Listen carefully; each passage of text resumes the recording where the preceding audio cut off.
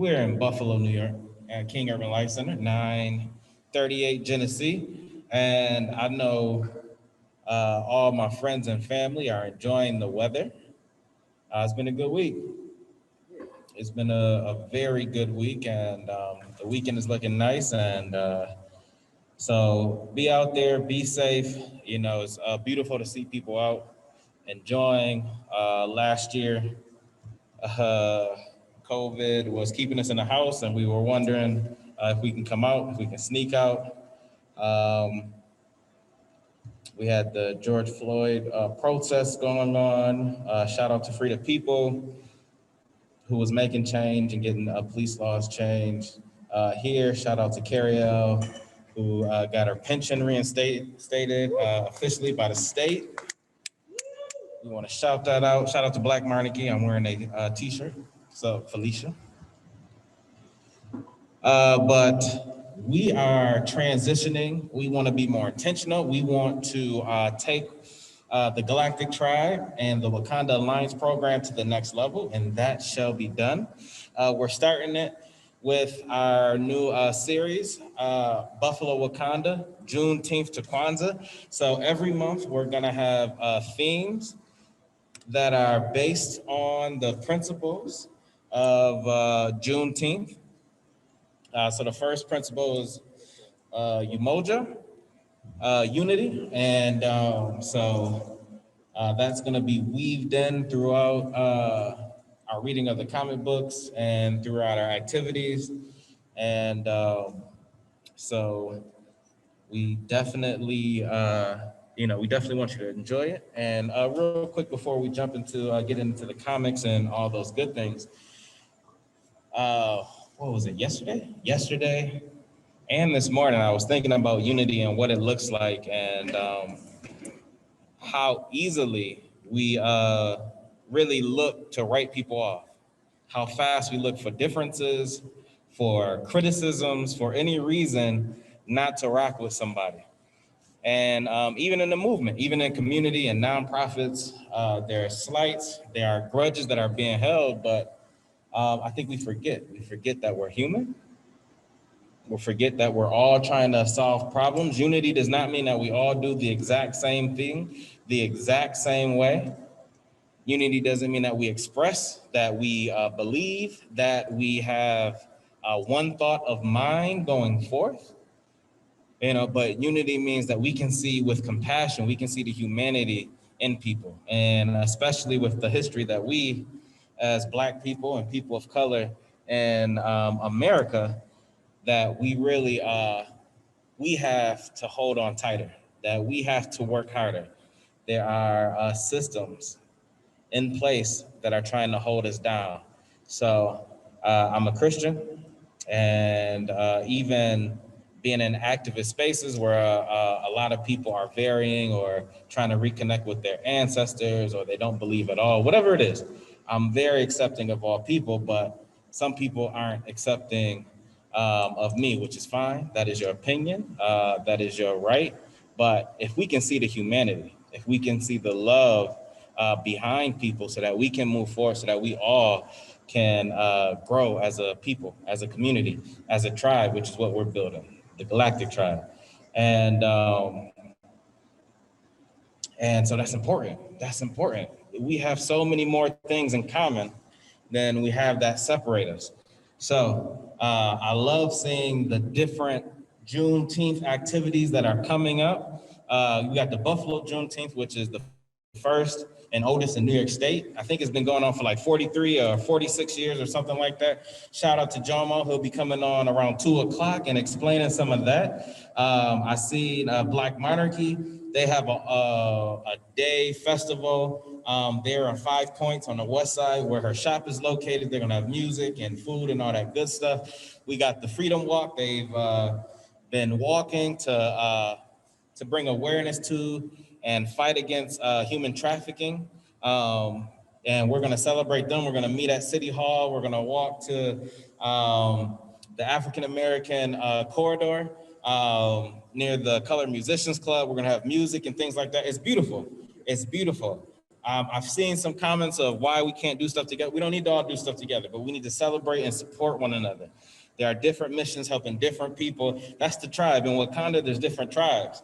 You know what I'm saying? We come together, but the everyday life and work, people in the mining tribe, they're doing their thing. People in the commerce tribe, they're doing their thing. You know what I'm saying? Just respecting that and loving that, loving the diversity, loving the loving how beautiful and wonderful we are, loving the history of Juneteenth for 46 years, but loving the newness of what Black monarchy is doing. So unity, like we really want to explore that. I really am looking to explore healing. How do we really heal? That right there, that's the key that we're missing. But how do we heal? You know what I'm saying? And it's a lot of healing. We've been through a pandemic. We've been through collective trauma. So many people are dealing with mental health. I know in my family, myself, you know, having a therapist dealing with depression, you know what I'm saying? It's real. And sometimes it's hard to love and forgive ourselves, which can make it even harder to love our fellow neighbors when we can't look in the mirror, when it's hard to get up and out the bed and all those good things. So that's what we're trying to practice here. That's what we're trying to do here. We're doing good stuff, and we're about to transition into the comic book. We're going to jump into that as we start to get ready. We have two guests, Dr. Toliver. Dr. Stephanie Toliver. I think she said we didn't have to put the doctor in front of it, but I need the kids to know. I need the kids to know, Stephanie. I need the kids to know. They need to see that we got Black doctors in the house, that we got strong Black women doctors in the house that love Afrofuturism, love African futurism, that love Star Trek, and allow them to help them get through their trials and their tribulations and all that good stuff. Then we got my man Jomo with the Juneteenth Committee. My man Jomo is a pillar in the community and just is full of love and knowledge and wisdom and always trying to help our people. And then we got a special video. We got t-shirts coming out next. Y'all ain't ready for it. I don't know if you've seen a sneak preview on Wakanda Alliance or DQ's page or my page, you know what I'm saying? But we got a sneak peek is being unveiled today. Today, you're about to see the t-shirts and we're gonna be selling them next week. Next week, the Galactic Tribe got the after party, 9 p.m. at Kari's, 128 Fargo Street. It's gonna be lit. We're gonna have music. We're gonna have food. We're gonna have fun. We're gonna bring a couple of Wakanda Alliance games. You know what I'm saying? You're gonna see the tribe members get real heated real quick. It's all good until you go. You wanna wear the mantle. You know what I'm saying? And we all know, Mr. M. I wear the chain every day. You know what I'm saying? We know who's the Black Panther. But Ant, are you ready to take the screen? Yes, sir. We about to read this. Yes, my man Ant is about to talk about the comic before we read. See, I'm excited. Y'all ain't ready for the summer. Summer about to be crazy. The summer about to be crazy, man. Let them know, Ant. Let them know. Yeah. Thank you for that moving message, Davon. Yeah, got so excited. I'm too excited. Say the speaker. What's up, everybody? ATO here. It is a great day. Thank you for that very moving intro. Davon, he's feeling it. We're all feeling it. We got some people online, on Instagram, on Zoom, on Facebook joining us, in person joining us. We truly appreciate that. Getting the summer heated up. So it's a lot of great things going on. Like Davon said, we got the t-shirts dropping next week. We've got the new logo, right? We got a new logo. We'll make that announcement a little bit later. We got, what else? We got Gutter Pop doing the thing for us. All right, so yes, the raffle's still going on, so we'll have more about that in the future. So shout out Gutter Pop. Buy it now, June 16th? Yes, June 16th will be the final day for it. So should I share the screen? I'm sharing the screen real quick. So we switched gears a bit. We started the program with the intergalactic empire of Wakanda. That's a story about how T'Challa goes through a wormhole and ends up in a different universe where Wakanda takes over the entire galaxy. Oh no, not just one galaxy, 5 different galaxies. So it's super crazy. So we decided to take a step back to see some more about T'Challa's stories and then explore some different missions. So we're reading Rise of the Black Panther which was written by Evan Narcisse, who's been a past guest on our program. Shout out to Mr. Evan. And this story is about Wakanda, or about T'Challa's first steps as king. So the things he first did when he first got to the throne. So he found some lost Wakandans, right? He found some people who were stolen. Teamed up with Namor, found the old Wakandans. The only one he didn't find was Ndajaka, so we got that little tidbit. The second issue was about, the first issue was about his parents, his birth mother Naomi, and his father King T'Chaka, and their experience and their tragic deaths and what that made him into. And then we're on the third one right now, where T'Challa decides to open up Wakanda to the world, right? So I'm going to read from the page here. King T'Challa invites world leaders to witness and flex the marvels of Wakandan culture and technology. He receives criticism from his council, who want to preserve the old Wakandan way of staying hidden. But T'Challa wants the leaders to see what happens when greed and manipulation are put aside for the good of a nation. T'Challa's tour is interrupted when a cloaked assailant sneaks into place, and he, Princess Shuri, and the Wakandan scientists team up to stop and rebuild them. So just from that cover right there, we got you see a special guest is carrying a very big gun, a very, very big, scary gun. And that is Winter Soldier. So how many people checked out what was it, Falcon and Winter Soldier? Y'all checked that series out yet? Yeah, y'all liked it? What y'all think about it? It was good, it was great? Word, cool. Who do you like better, Falcon or Winter Soldier? You like Falcon better? Winter Soldier, okay, all right, yeah. Winter Soldier, yeah, I like them. This series actually made me like him a little bit. Just a little bit. Word, so I'm gonna share my screen and get to the comic. If y'all wanna read either on Zoom or in person, let us know and we'll queue you up to read. But I'm about to load this screen up. Load it up. And then Mr. M's got me with some background theme music.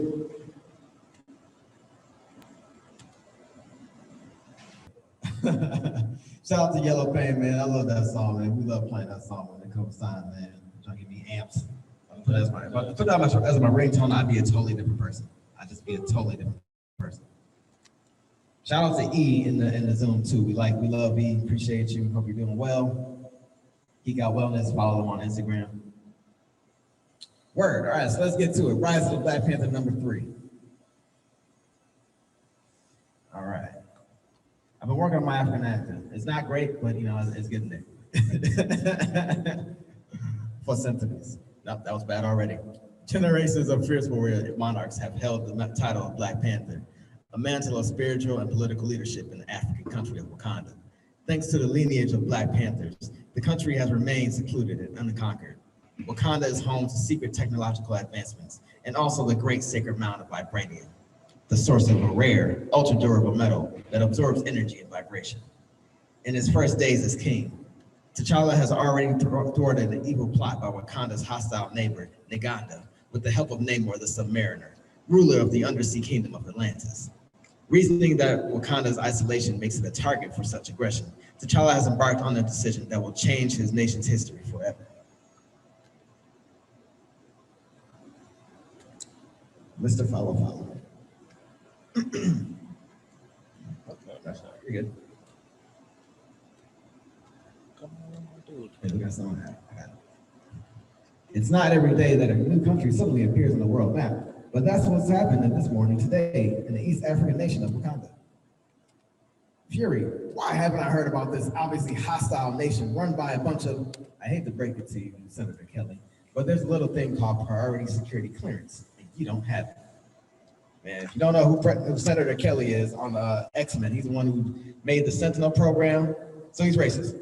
He's racist against mutants and apparently Black people too. Introduces itself to the world of a dramatic fashion, revealing a seeming paradise teeming with technological marvels. Many of the kingdom's advanced technologies, T'Challa, you naive fool, you invited them in, are built using vibranium. Bet you these lowlights wish they were living there, don't you, Lucas? Anybody know who that is working out? Luke Cage, yeah, man, getting busy over there. Jail muscles, playing. A mysterious super mineral found only in Wakanda. In a speech this morning, King T'Challa of Wakanda said that he's ending centuries of secrecy so that his country can help usher in peace and progress around the world. Response from the international community. Oh, we got somebody. Oh, they're in? Okay, they're in. Has ranged from cautious optimism to skeptical disbelief. Wow, we're at MIT, but they're the ones with the flying cars. Home. I can finally go home. That's not the joke, by the way. 1 week ago. So run it down for me again, Agent Sitwell. Just so I know that we're about to send some of the most powerful people in the world. Well, Agent Wu, 48 hours ago, all over Africa, embassy offices of all 5 permanent United Nations Security Council countries received packages. Scanned and cleared per standard protocols, they all contain the same invitation. The King of Wakanda requests the honor of your presence at an exhibition of the latest advances from the Wakanda design. Speak up, comrade. I can hardly hear you. Huh? Are you saying something to me? Individuals in the presence of invitations later reported a mysterious drop in decibel levels whenever the card was out of its container. Lovely. 24 hours later, the invites disintegrated. Pre-programmed molecular disassembly, probably. All from a place we've never heard of before. Correct, sir. Search strings for Wakanda return Waken. Looks like the data is being tweaked in transit. But those rigs are double encrypted. I know. The way I see it, Sitwell, this King T'Challa is throwing a birthday party. Sir, whoever doesn't accept this freaky invitation misses out to get a chance on the goodie bag. And we all want goodie bags, right? Yes, we do. And based on what little we know about this fairy tale kingdom, these goodie bags are going to be amazing. So none of these countries want to be the good one. So none of these countries want to be the one not to get a goodie bag. Oh, I get it. This is a metaphor for the tech, which is why diplomats from the 5 most powerful countries in the world are currently boarding a mystery plan to the land of Wakanda. Right. The email responses, which also disappeared, assured their safety and specified no military personnel, no escorts, only ambassadors and support staff. Any luck?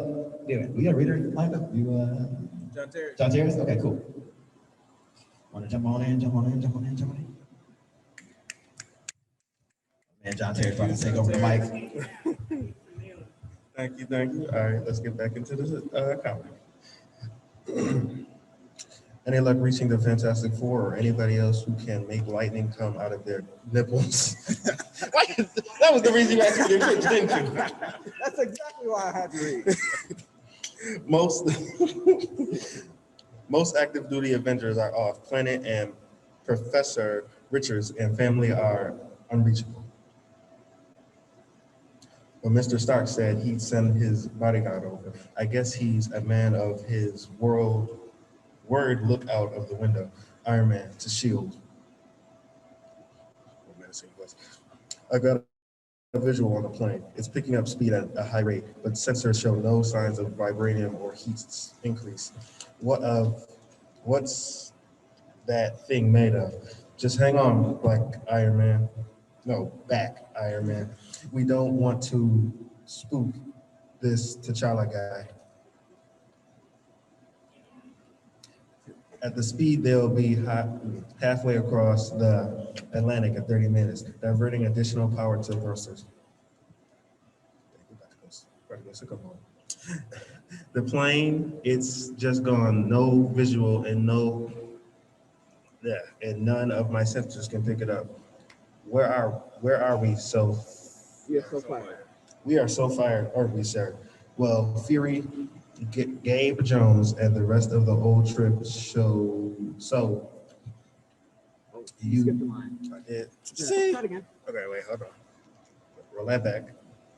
Well, Fury, Gabe Jones, and the rest of the old howlers are on a fishing trip, so you have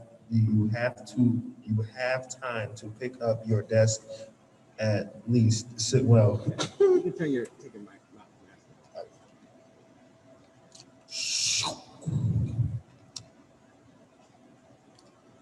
Is that all one word, or is it okay? Excuse me, mademoiselle. Wakanda, could I have some water? I am Dora Malaje, a warrior born. I do not serve refreshments. You may ask Kimo for your water. Okay then. Yo, why she gotta be all like that?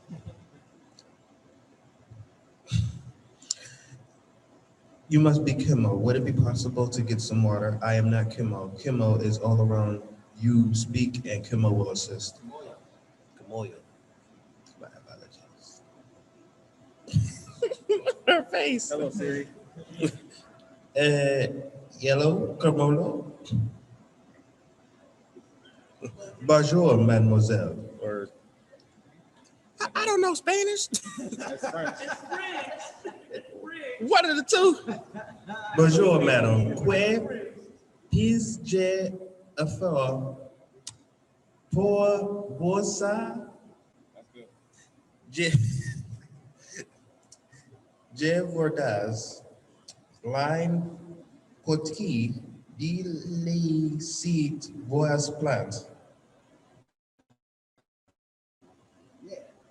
You know, you could take. You did great. Yeah, we'll be doing French classes for, only $50.99. Oh, amazing voice recognition. Like, this is supposed to be years away. The Tribal Council Chamber, the Wakanda Royal Palace. Our history sings of one Wakandan, unified against those who would plunder us. Does anyone know why T'Challa has canceled his us here? Nope. Roll that back. Does anyone know why T'Challa has called us here on such short notice? He's a king. He doesn't really need a reason, does he? Dang, I want to say Saiyan, like a Super Saiyan.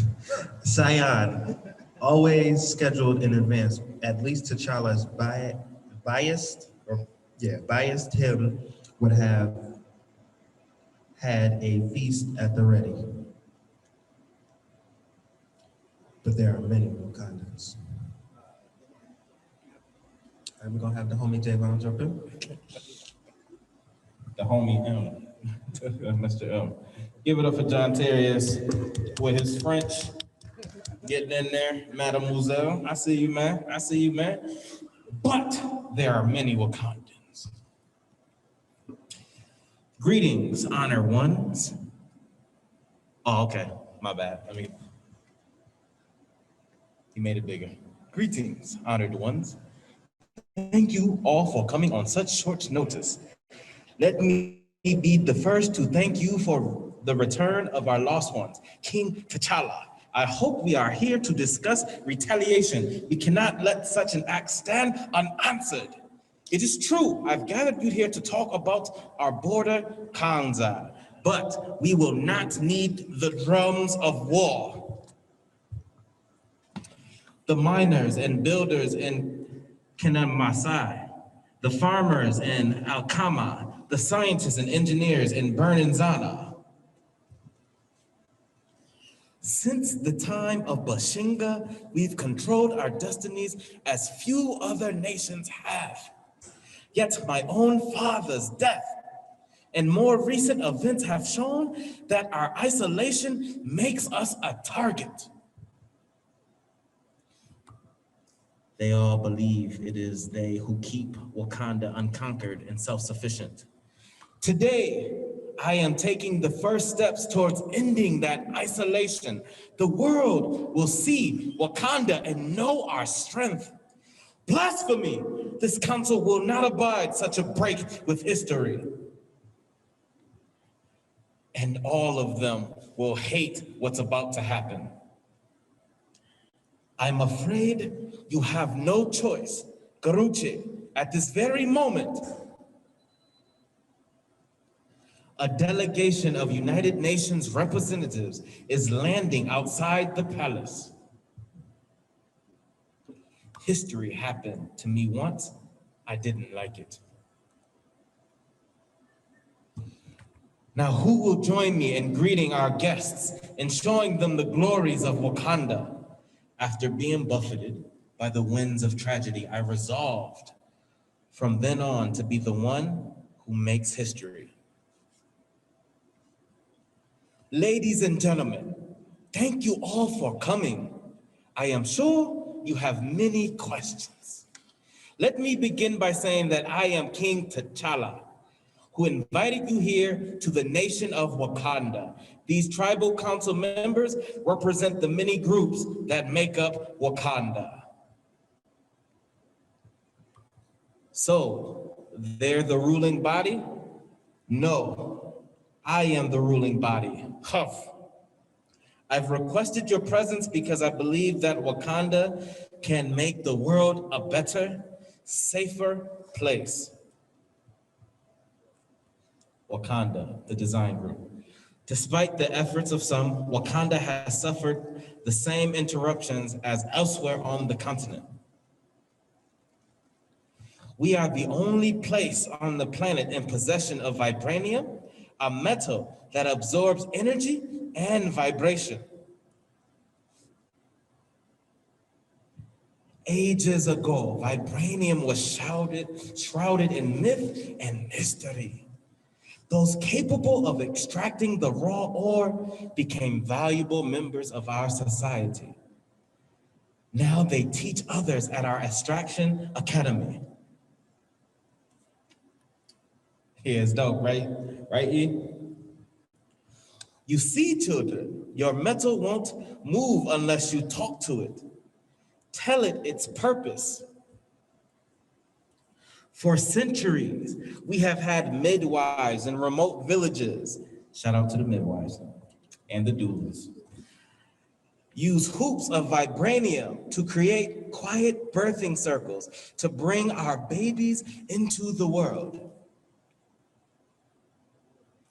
Hunters had cuffs, anklets, spears crafted from the metal so that their prey couldn't hear them coming.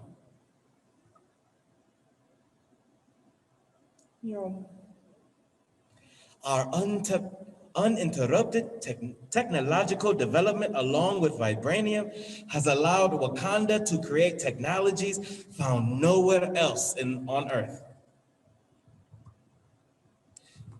We're experimenting with building materials infused with vibranium's unique kinetic energy absorption properties.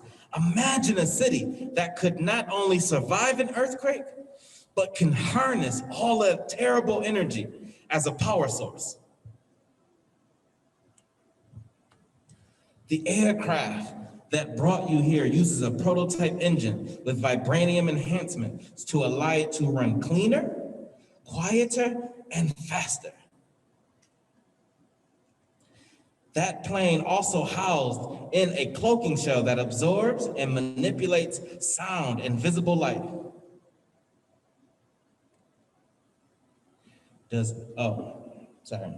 Funnily enough, it works on ecologists who wanted to observe wildlife without being seen or heard. I mean, that's how a lot of stuff is made. My man, sorry, I forgot your name. You want to read? Sure you want to read? Sounds like you want to read, man. Sounds like you want to read. Let's give him a round of applause as he comes up here and reads a couple. Yes, sir. I'm gonna need you to use your feet. Stand up, young man. There we go. Give him a hand all the way up here. Give him a hand all the way up here. Take your time, and we got you, man.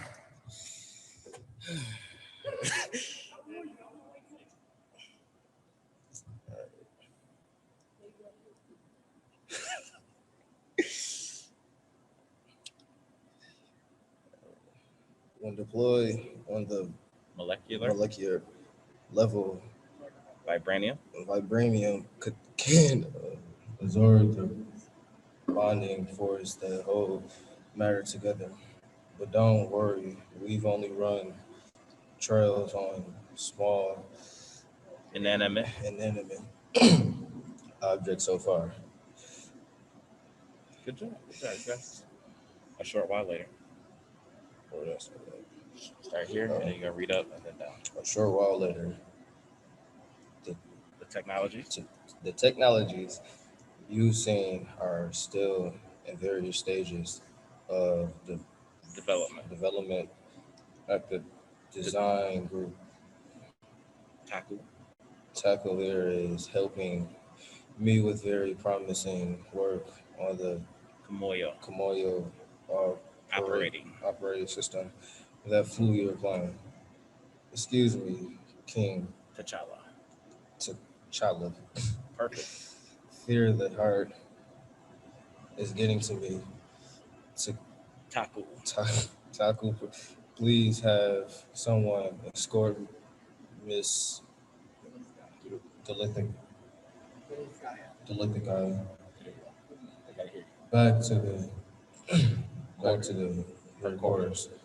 I can't Believe. believe we're seeing these kings of technologies of the content. Good stuff. One more page.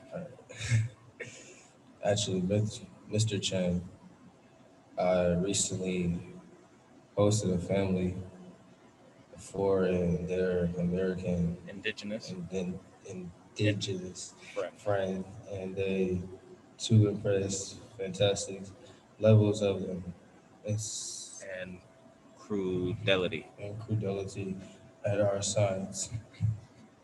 You heard me, but I was speaking so quietly. Wakanda. Wakanda kings have excellent hearing, a family transition.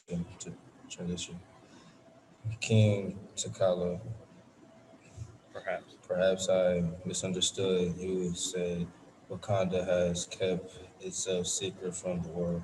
All right, good job. What's your name again, Malachi? Give Malachi a round of applause. Good job, man. I see you. Real quick, does John or E want to read from Zoom land? Yeah, I'll read. Let's go. John got it. Gotta adjust.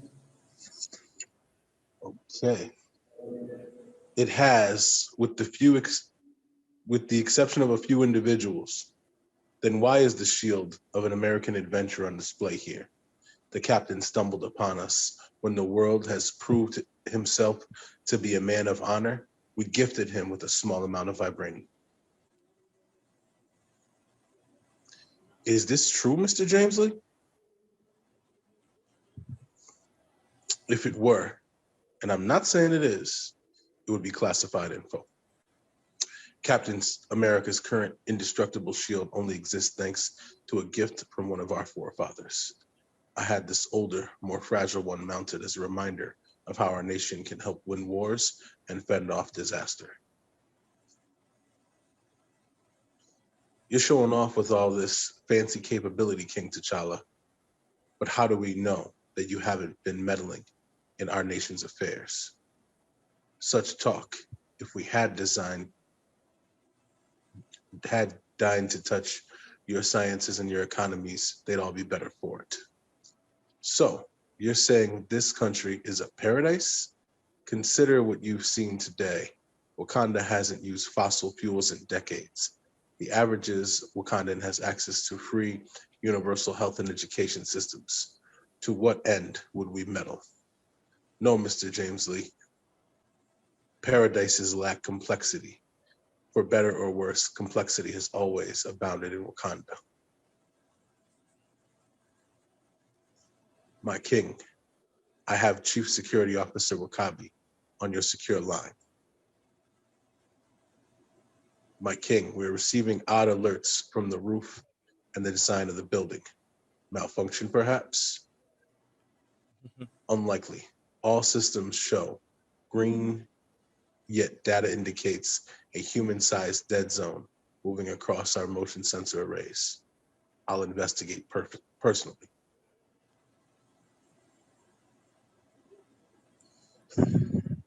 Hours in the companies of these men. I tell you, Jamil, surely none of them are warriors or rulers. As I understand it, Kazanga, they are the envoys tasked to parlay with other nations. That makes their softness even more inexcusable. Our most feeble children could wrestle them into submission. Wow, disrespectful. Honored guests, I'm being called away by urgent matters. I hope to rejoin you shortly.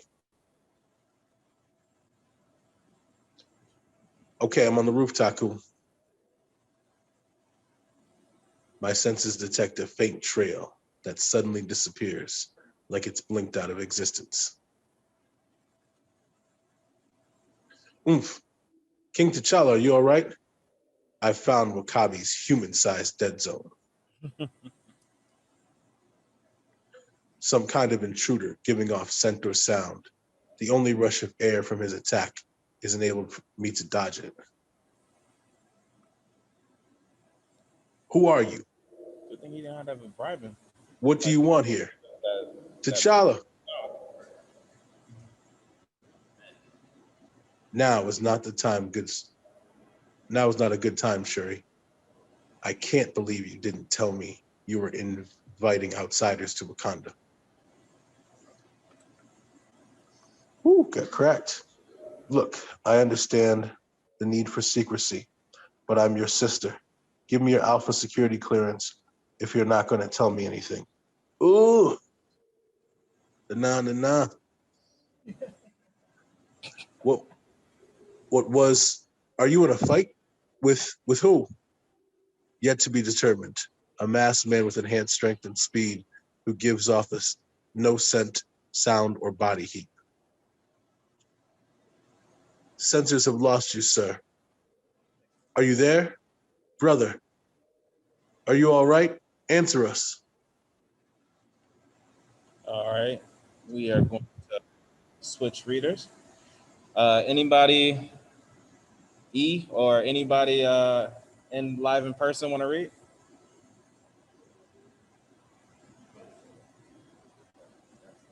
Step up. All right, I'm gonna continue it. Let's see, gotta make this louder. Here we go. All right, that's how we do. On the mix board. I'm scrambling security forces to your location. No, Taku, just experienced some kind of chronospatial displacement, but I'm fine. Click. A teleporter in Wakanda? Whoosh. Yes, Taku, you know what to do. The experimental Panther remnants I've been working on are still on the premises. Yes. They are, sire, but you haven't field tested anything in that loadout. I'd say this is the perfect opportunity. Whoo! Look at that purple in his black suit. Joint dope. Theory, oh, you going too fast. Theory 1 confirmed assailant has cybernetic enhancement. Material data from my claws inbound. For Theory 2, Taco, is now really the time for theories to tally. Science under duress is the sweetest kind of sister. Taku, what did my brother mean when you said you know what to do? Well, Princess, first you need to understand that I hate teleporters. And we're a country that stayed hidden for centuries. The idea of an outsider able to pop in the realm at will gives me nightmares. So I designed a database that cataloged all known teleportation energy signatures from my PhD project. Ooh, that boy smart. Medina University, or Medina. This is a really long answer. The king hired me to help with his anti-teleportation ideas. Less explaining, more deploying. Taku, your king commands you. I'm fighting, dude. Help me. If you've seen King Kevin Hart, you know what came after that. Counter frequency. Profile uploaded to energy grenade, my lord. As I was about to say, Princess Shuri, I can remotely configure the king's weapons with counter frequencies that cancel out teleport attempts. You ain't going nowhere. This particular energy signature wasn't in my database, so it took a bit longer. All of this tech is still in beta. So, that's what Karens be saying when they see us in the park. There may be some kinks to work out. Theory 2, update counter frequencies grenade, shatter the silence energy casing, and cause teleport malfunction. Likely the same energy is behind both. Teleport dropped us in the northern game preserve. I see you now. Shuri, put that security clearance to good use and access the Encharu Salima server. See if you can identify our assailant. This is not like Marvel movies. The name of the King Spy Network, which means the sound that leaves makes when danger is on the wind in Wakanda. Oh, that's what that meant. Okay. The only thing coming up are rumors of a Madripoor darknet about a mysterious operative called the Winter Soldier. He's bad in this one, guys. Very bad. We don't like him. Falcon and the Winter Soldier, we like him. This comic, we don't like him. Teleport jumps happening at regular intervals, Taku. Theory 3. My man is fighting for his life and coming up with science theories at the same time. I'm trying to tell you, y'all can have it all, man. You can be smart and you can be Michael Jordan. I'm just saying, you know what I'm saying? You can be Albert Einstein and you can be Bruce Lee. I'm just saying, that's all I'm saying, you know? Someone else strategically placed teleportation anchors inside the design group building, but that would mean that there's a second infiltrator, someone who's been here. Indeed, Shuri, you can come up with anything more on this Winter Soldier, compatriots, affiliations. Compatriots are friends. Affiliations are networks. The more you know. I'm cross-referencing our own intelligent databases by the ancestors. See? Ancestors still helping. What have you found, Shuri? Nothing. I mean, it's nothing. Just a dead end. Taku, tell Wakabi to prep a security team with energy siphon loadouts and set all sensor arrays to track the teleport frequency. I'm gonna get you, sucker. I'm going to test theory 3. Shoo.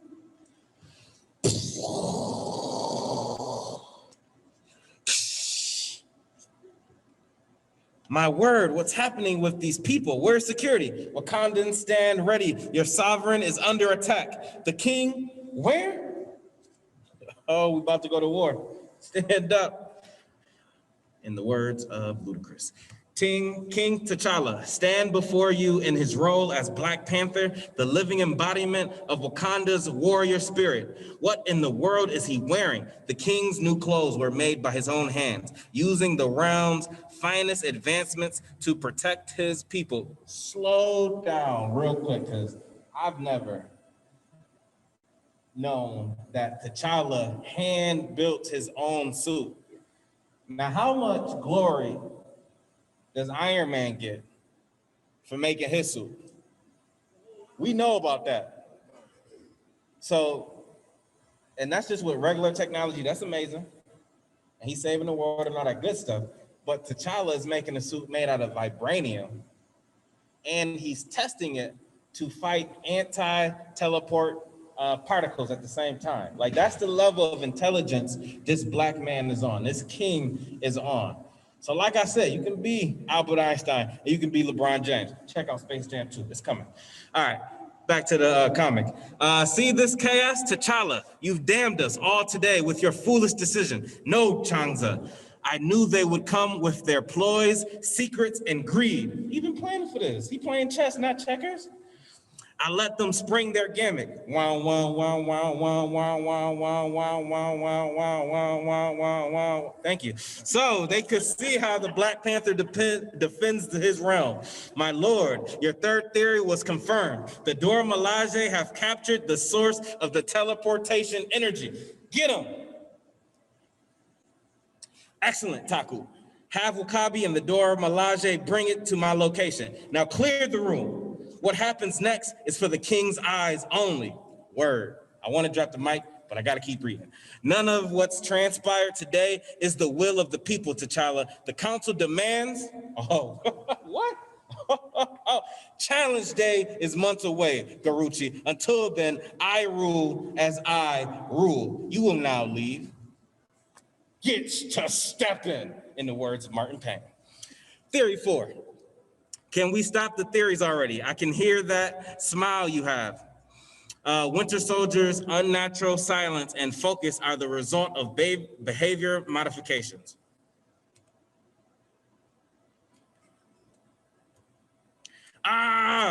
which an energy siphon dagger can disrupt. Oh no, they made me do something again. See? Here with that amnesia again. I know they got the code, the Russian codes is mad weird. They'd be like 1, 5, chicken, fish, and then he do evil stuff. But I'm just saying, don't that feel like white people though? You know what I'm saying? They be like, oh, Columbus, I found America. And then you raping Native Americans. You know what I'm saying? They be like, what do you mean? Let's celebrate. You see what I'm saying? And then they be forgetting, like, what did we do? I was listening to my cousin Latrice. She got a podcast. I was listening to her February joint, and she's talking about when civil rights in 1968. It was like 43 years ago. 43 years ago, or 53 years ago. My mom is 60. Her mom is 64. That is in our lifetime. But they be forgetting. They be like 9/11 forever, but we ain't gonna forget. Like my mom was alive when y'all killed Martin Luther King. You see what I'm saying? That's what white people be doing. Okay, back to the comment. Who are they? I don't know name or faces. They don't let me remember. They make me forget. See? Systemic racism, man, making the white kids forget. They don't know. Wait, the shield. I know that shield. I remember.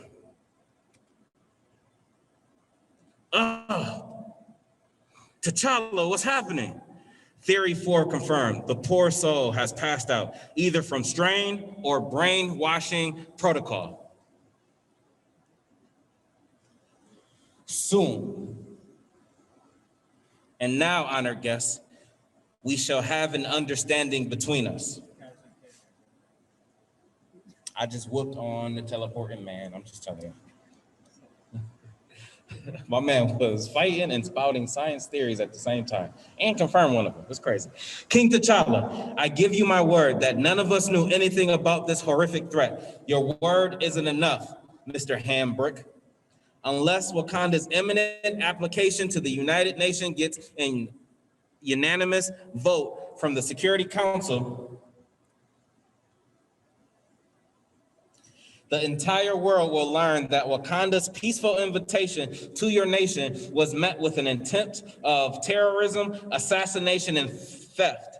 But we just represent the 5 permanent members of states of the Security Council. And say that again. Unanimous. There we go. See, it's all right to mess up, kids. It's all right. You see that? I reached out to my man, Ant. He helped me out. Say it again one more time. Unanimous. He messed it up. Unanimous is a hard word to say. It's all right. We learning together. Unanimous vote. That means 100% of them are going to say yes. Means getting 10 more countries to agree. Then you had best start those conversations soon. No? For I plan to introduce the rest of the world to Wakanda in 1 week. Leave the room. Again, I wish I could drop the mic.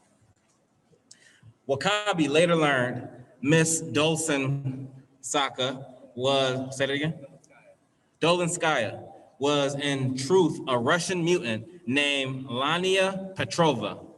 And she was blackmailed into infiltration attempts by a rogue organization called the Red Room.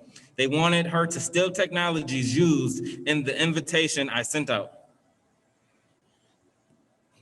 In exchange for her brother's life, the Winter Soldier, I didn't know he had a sister, Miss Dolinskaya disappeared in another teleport before we could get them to custody. Satellite data doesn't show them or the energy frequency anywhere on the continent. Ooh. They teleported out of Africa. A time failsafe, most likely, no matter I have what I need. Time to update the anti-teleportation protocols. Hey, Taku? I need a private audience with you, Seon. Now, mind your tone, niece. T'Challa may be king now, but tradition still dictates that I be treated with respect. Tradition, respect. Where were you? Where were those when you convinced of this abomination, this Project Coco? How did you, a long-range bomb schematic, kill zone projections? We have never been aggressors, uncle. You don't understand. Outsiders killed my brother. They were going to come back. I had to make sure we were ready.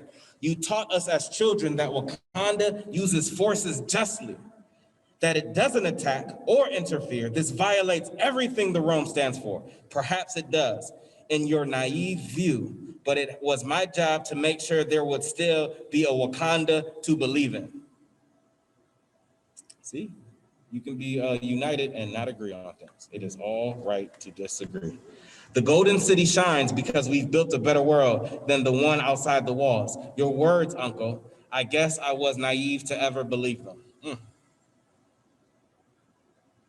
Such victories, Ramunda. Outsiders ousted left and right. T'Challa is proving to be quite the Black Panther. I know you don't mean that as a compliment, Chiang Meyer. Can we change the subject? When are you going to visit my homeland with me? When is your family going to melt down these crowns? He does not like royalty. Down with the monarchy. I love T'Chaka, Chiang Meyer. Wakanda finally accepted me when we all grieved as one. I can't just whisper in my son's ear to tear down his ancestors' legacy.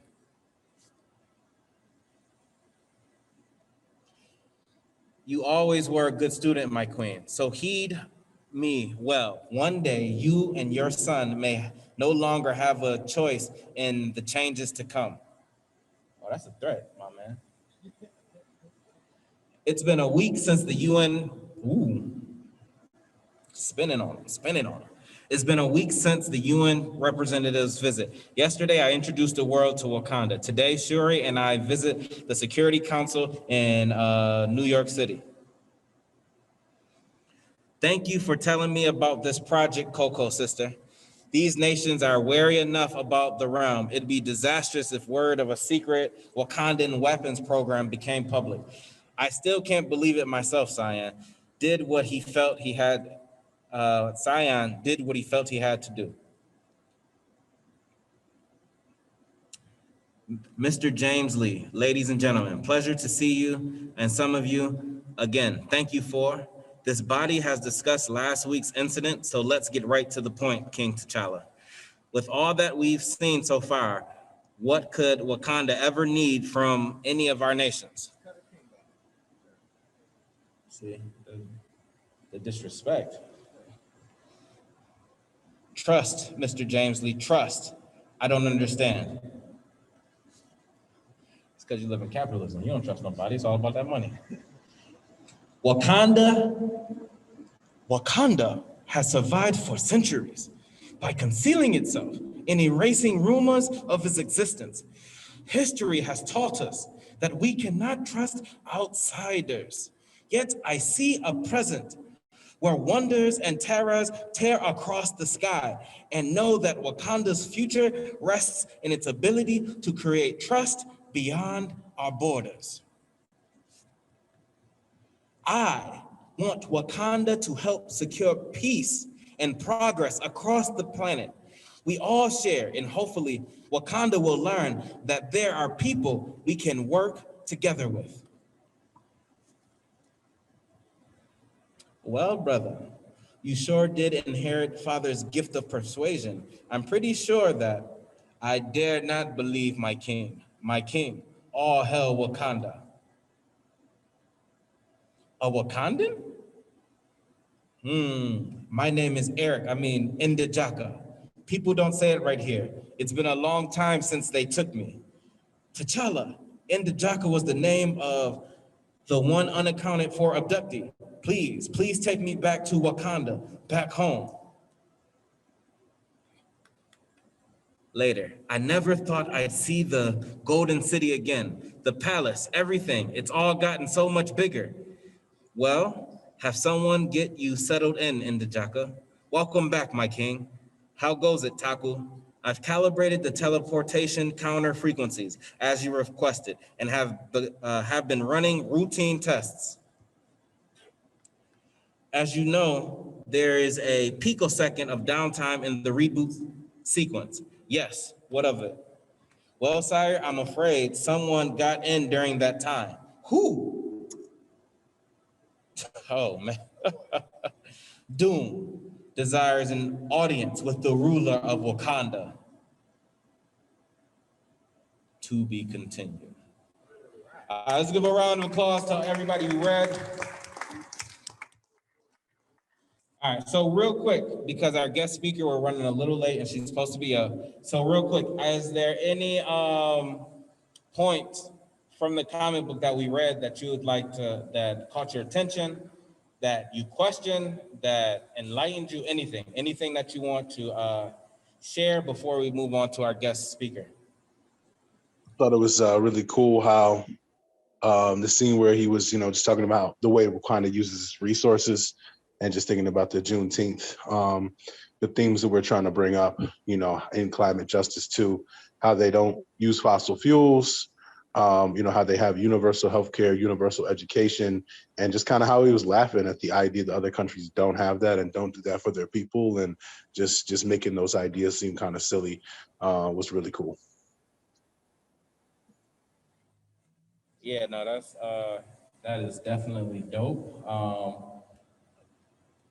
It's crazy when you're in a system for so long, so you can't even recognize the idea of people getting taken care of.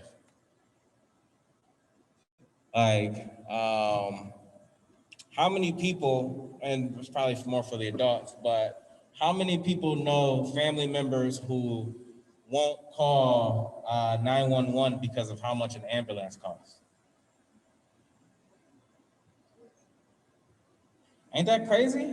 Like, you might die today,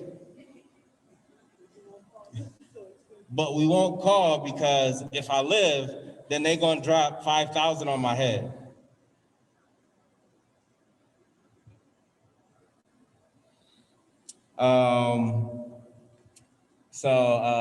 Yeah, looking at the resources, like there is a speech by Ashton Kutcher, and he talks about that this world was built by people that were no smarter than any of us.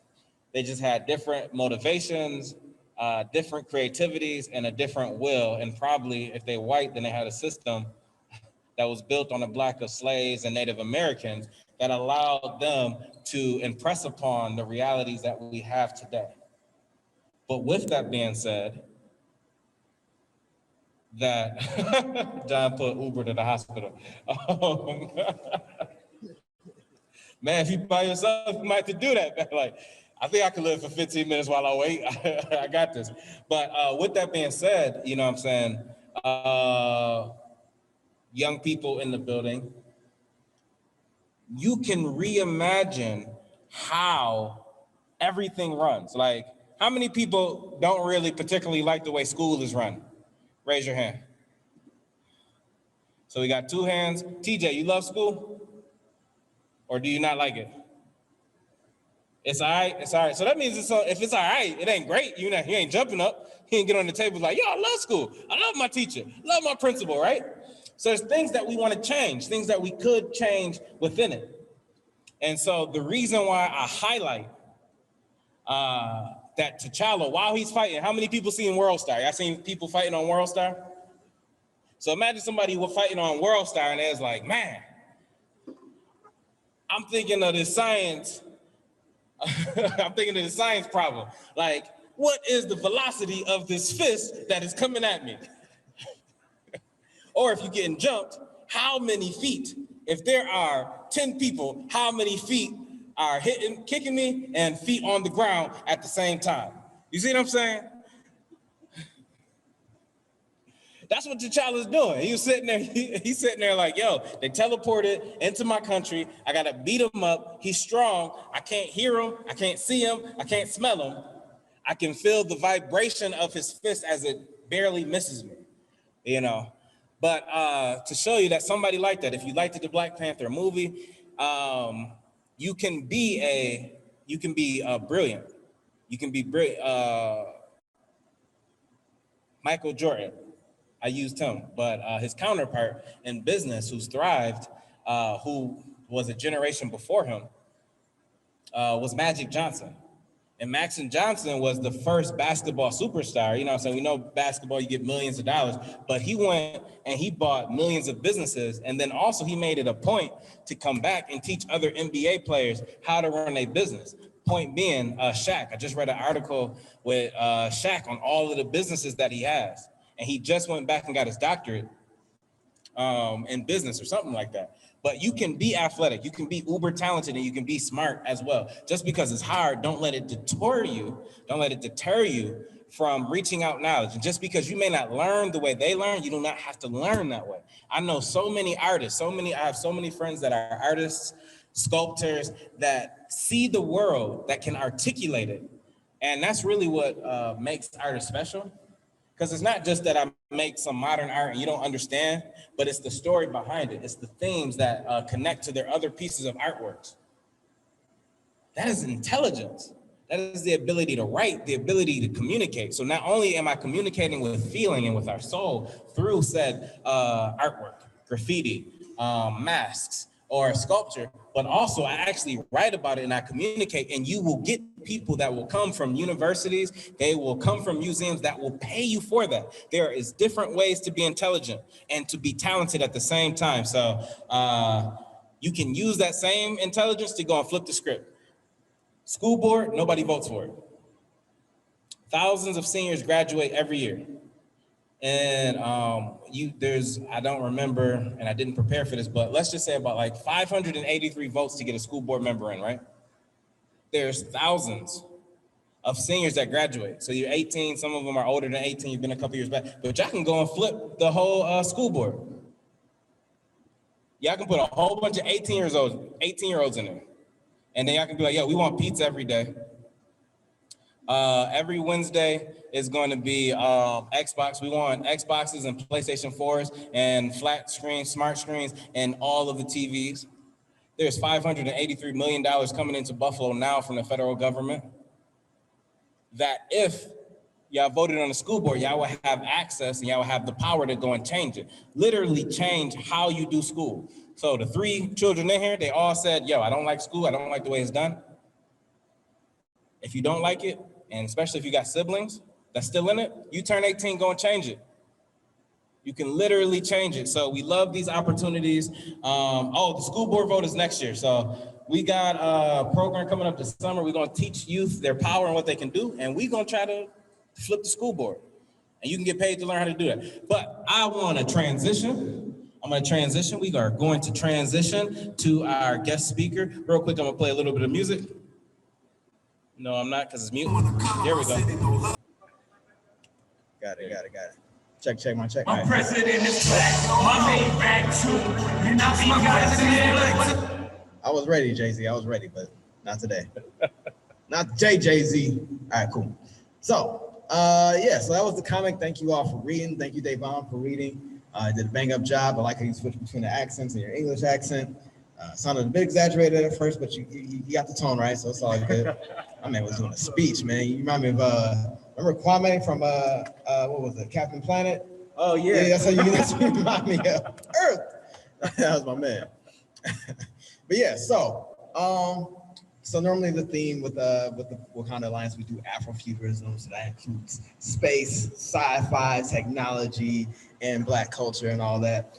So with the intergalactic empire of Wakanda, T'Challa's mission was to go into space and find the source of vibranium, because the vibranium on Earth was getting very limited because he had to destroy it to protect Wakanda. So he went into space to find the origin, because how did vibranium get to Earth? Meteor, right? That's how the vibranium got to Earth. It got through a meteor. So it came from space. So we're gonna do an activity where we're gonna do a galactic treasure trip, all right? So we're going to go into space and find something, right? Find something that can help the human race. So is it going to, so first I want y'all to think of a problem. John Terry, tell me a problem that's wrong with the world. Give me a problem where the world's wrong. That's wrong with the world. The people on it, okay. What's specifically about the people? They're not taking care of the planet. They're not taking care of the planet. Okay, cool. And how does the planet suffer?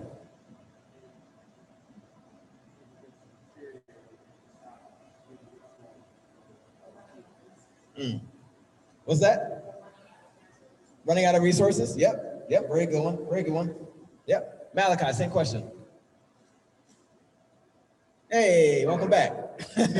My man was already in space. My man blasted off already. He was, all right, so the question was, give me an issue that's wrong with the world.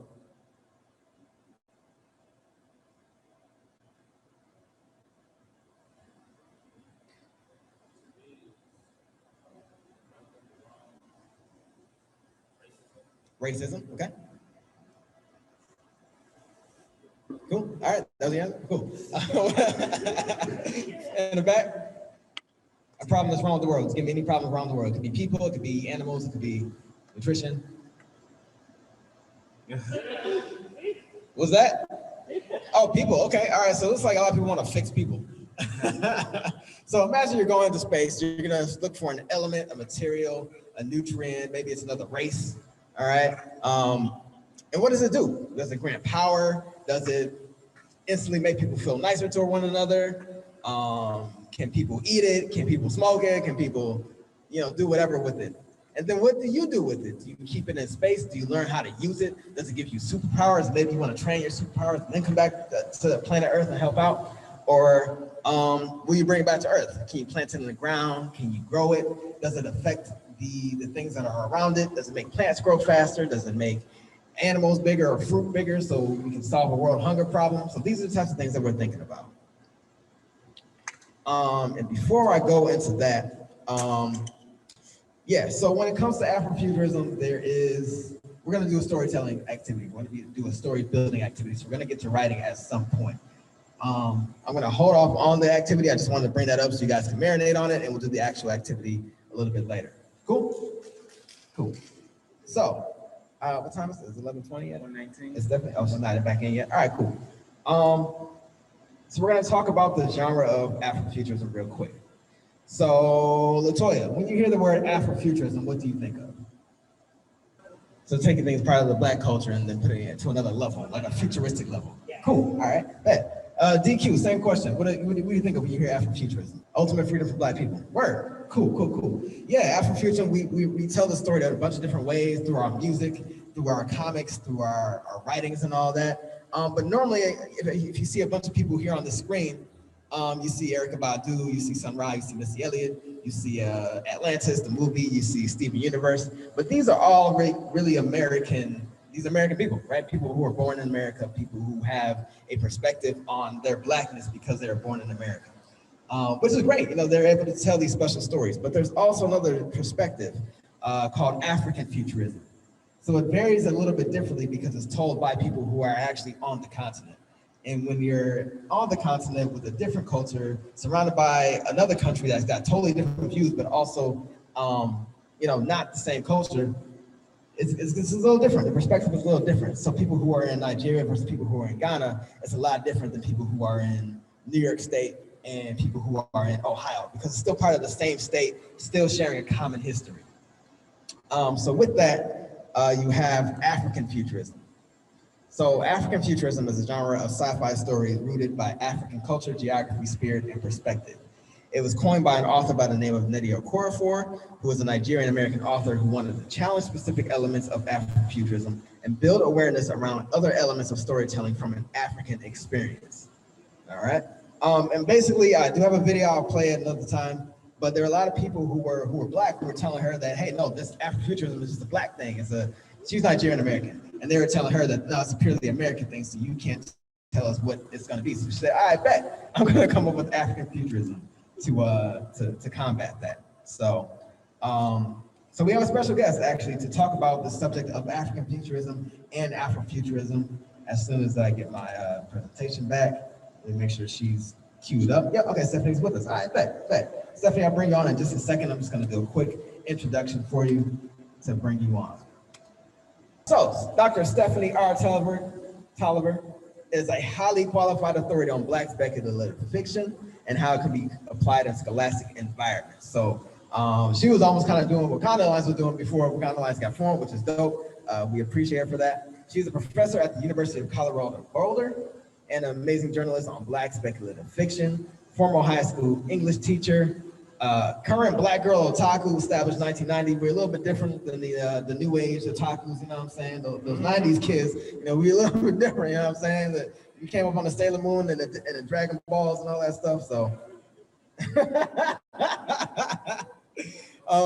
Dr. Toliver is also the creator of readingblackfutures.com and a scholarship that centers how classrooms can use speculative fiction as a means to center Black joy and Black dreams. So everybody give it up for Dr. Toliver. Bop, bop, bop, bop, bop, bop, bop, bop, bop, bop, bop. Oh, should I stop sharing? Okay. Oh, stop share. Where's it? There we go. Yeah. All right, Doc, you with us? There she go. Hey, you're still muted. There you go. Yeah. Hey, Yeah. Hey. what's happening? What's happening? Good to see you. Nice to see you too. I'm sitting outside today. Yeah, I like that. I like that. Yeah. What's it like over there? What's the weather? It's been like in the 90s. It's supposed to get up to like 90 something today. Is it like drier there? Is it more humid or is it dry or is it like? It's really dry over here. Like there's been a couple of days when there's been humidity and it's been weird to have humidity. So. Gotcha. Well, welcome back to the program. You went mute. Did you go mute again? Okay. No, it's just a connection. I'm sorry. You're good. Sorry. You stopped speaking and your mouth was still moving. It threw me off for a little bit. Well, yeah. So Dr. Toliver, you joined us back in February for our panel. You were alongside one of the authors for the Black Panther and all that. And we're glad to have you back. So as you saw, the subject of today was African futurism versus Afrofuturism. So can you elaborate on that a bit more? And also first, I'll let you talk about yourself for a little bit and introduce yourself to the people. And then you can go in on how you came across this kind of debate that's going on. Yeah. So I'm Stephanie Toliver. I was not established in the 90s. I was established in the 80s. But appreciate, appreciate it. So yeah, I do a lot with Black speculative fiction, specifically focusing on Black girls and Black girlhood and what that means to see us in different futures. And I guess when I'm thinking about Afrofuturism and African futurism, I don't see it as a debate. I see it as like a sisterhood, right? So two things that exist alongside each other that are not opposing one another, but that are there to enhance and grow each other simultaneously. Because I think that so much of when we're talking about like American Black people or Black people in different parts of the world, there's always this like, there's always the use of the language of opposition as if we cannot grow together. And so what I like about what Afrofuturism and what African futurism does is like, yes, there are two different ideas, but they grow alongside each other. So with Afrofuturism, like even though the word was coined by a white guy, Mark Derry, in the 1990s, like Black people have been doing Afrofuturism since before that word was a thing. Like that was just the way that we breathed and lived and existed. And so when I think about Afrofuturism, I just really think about how it's a way for Black authors and authors very broadly construed, because I think of text as a broad thing. It doesn't have to just be like books. It can be movies, it can be songs, it can be a lot of different things. It can be the way you move your body. But it's just a way to create new and possible realities for futures. It's a way to remember and what's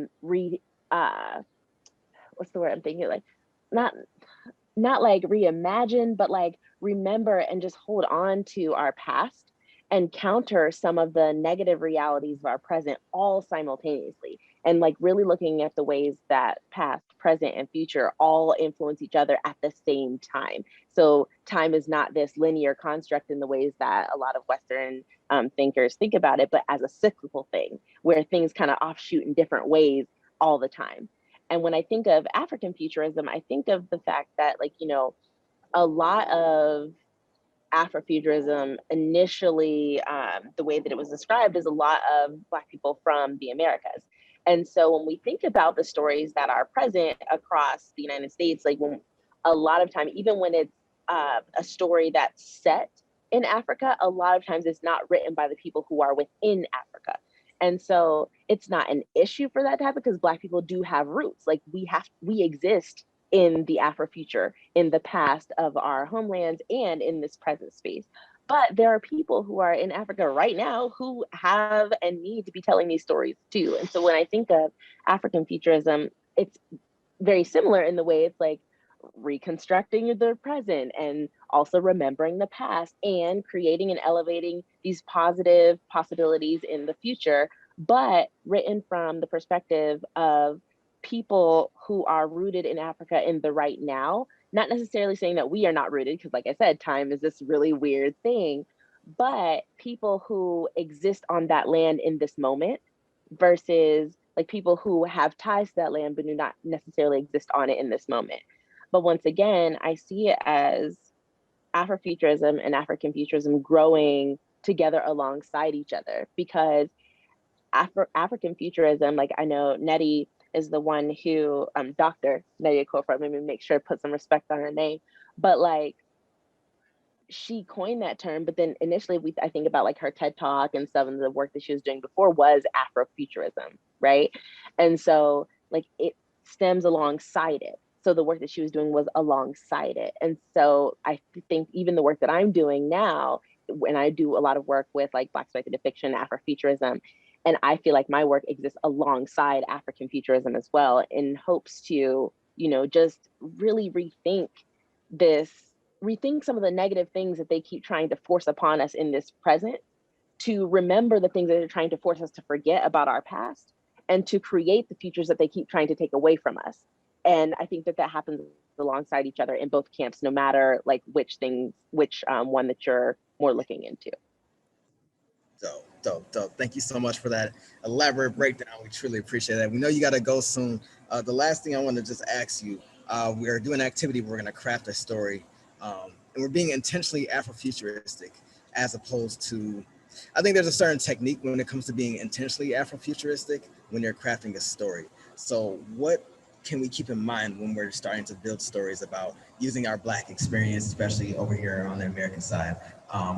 You know, what do we keep in mind? What do we do? What do we keep away from to that you think would feel like would do harm? Not harm to Afrofuturism, but you know, how do we keep certain elements in mind when we're crafting stories? To me, I think Black people are Afrofuturism, like our everyday life. So there's no way for us to do harm in the ways that I think can be misconstrued. I think the first thing is to keep in mind who you are. Like a lot of times we start these stories and we imagine these characters in these different settings, but Afrofuturism starts in here. Like, who are you? And thinking about who you are is so essential to that work, because you can't be creating all these new worlds if you don't know yourself and the world that you are in this moment. And so like when I think about my work, whether it's fictional work or academic work, I always try to center like, who am I? Who are my people? Who is my community? Because these are the people, these are the groups, these are the places that I'm going to center first. And then from there, understanding that, like I said earlier, like Afrofuturism really deals with this cyclical nature of time. And so how are we going to embed our past, present, and future into whatever story we create? So when we're writing a story about, I don't know, a futuristic society on the moon in 3047, where are your ancestors in that? How are they a part of this future? Because our future is built on the present and on the past. So making sure that we are honoring and doing that work, and not necessarily saying like you have to, I don't know, say the spiritual names of your ancestors and call for, like, you ain't gotta do all that if you don't want to. But like I know, for instance, in one of the things that I was writing, I did this little vignette on Savannah. So Savannah is where I had done some of my research. And in the vignette, I talk about just like, what is Savannah? What's the history of Black folks in Savannah before starting my research work? And so I do stuff like it's an old city where Black girls' dreams are often upended, but where the ancestors try to pull us down to remember the things that they knew long ago. And like, it's not a lot, but it's just acknowledging that past in my futuristic idea of whatever I'm talking about. And so I think that that's something that's necessary, is really figuring out how to play with time, remembering who you are, and also acknowledging that like there is no one right way to write your story. There's all these courses on like, oh, you got to write like this if you want people to read it, or it got to have these type of characters, or you got to have this type of content. But there's no one right way to write your story. Your story, your Afrofuturistic story, does not have a map. You create that map. You create the way that you want it to be seen, the way that you want it to be read. There is no like, here are the basics and the rules for writing it, because when you do that, that to me is a Western way of thinking as well, where there's all these rules and it has to be constructed in a certain way and guided by certain principles. Like, we ain't gotta do that. We make our own, and that's okay. And so to me, I think that those are the things that I keep in mind. Like, I can write my own story. My story starts with me, my community, my people, my spaces and places that have uplifted me, and my ancestors and culture that guides how I bring that into a story or into my work. Wow. Yep. Unlimited source, unlimited potential. Yeah. So appreciate that stuff. That's dope. That's super dope. You know, you got to go. So can you plug all things you got going on? You got Reading Black Futures. You got the Twitter popping all the time. I be seeing them. They be coming. they be like that. So go ahead and talk about. Yeah. Okay. So my website is readingblackfutures.com, and I actually just launched that in April of this year because I had another site, and I did this updated site. I worked with a specialist to do websites, and the art on my website is from my friend Rufus Royster. His work is so dope and amazing, like just off the wall brilliant. Support him if you can. His link is at the bottom of the homepage of my website. And like my Twitter is at SR_Toliver, real easy to find me on that. I have a book that's coming out in November, and I'm very excited about that one. It's bridging kind of like, it's mostly fiction, but the first chapter is like the academic part that describes how it was created. So that comes out in November, and I mean, I have Instagram and stuff like that, but I'll never be on it. I'm real bad at that. Like, it's the same as my Twitter name, but it's one of those things where I'm like, oh, I gotta take pictures. And with this panini going on, like, I don't take no pictures really, because there ain't no point. I'm just in gym clothes every day. So once we get a little bit out of the panini, I'll start pictures and all that. But yeah. Dope. Cool. All right. And we know you're moving too. So send us your new address. We're going to have a special t-shirt for you too.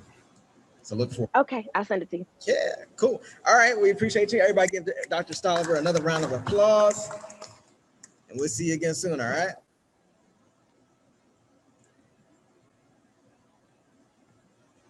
Oh, is she back out? Oh, her bandwidth is slow. Okay. All right. Cool. So that was fun. All right, so for the writing part, all right, we'll do it this way. Do y'all prefer to do it in groups, or do you want to do it by yourselves? You can have the choice. So if you want to work with somebody, work with a partner, and bounce some ideas off of, you can do that as well. What you thinking? A little bit of both?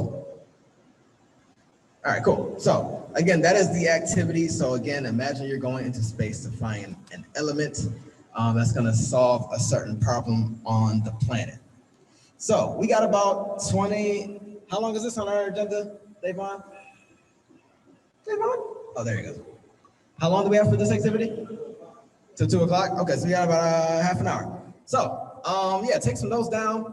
We're gonna put some music on to kind of get your juices flowing.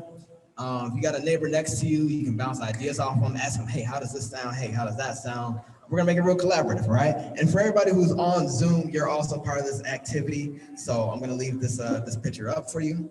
And yeah, answer those 3 questions. What is the item, or who are the items, or who are the people you're finding in space? What does it do? And then how will you use it to help the Earth? Cool. Any questions? Oh, right. Excuse the mic, everybody. John Terriers, please come to the front. I feel like you're in school, right? Yeah. Zoom world, it was super loud here. we know, but we on a time frame, so we just want to share what we got. Ant, do you want to do the lead the sharing portion? Yeah, cool. Yes, sir. I got it. Cool.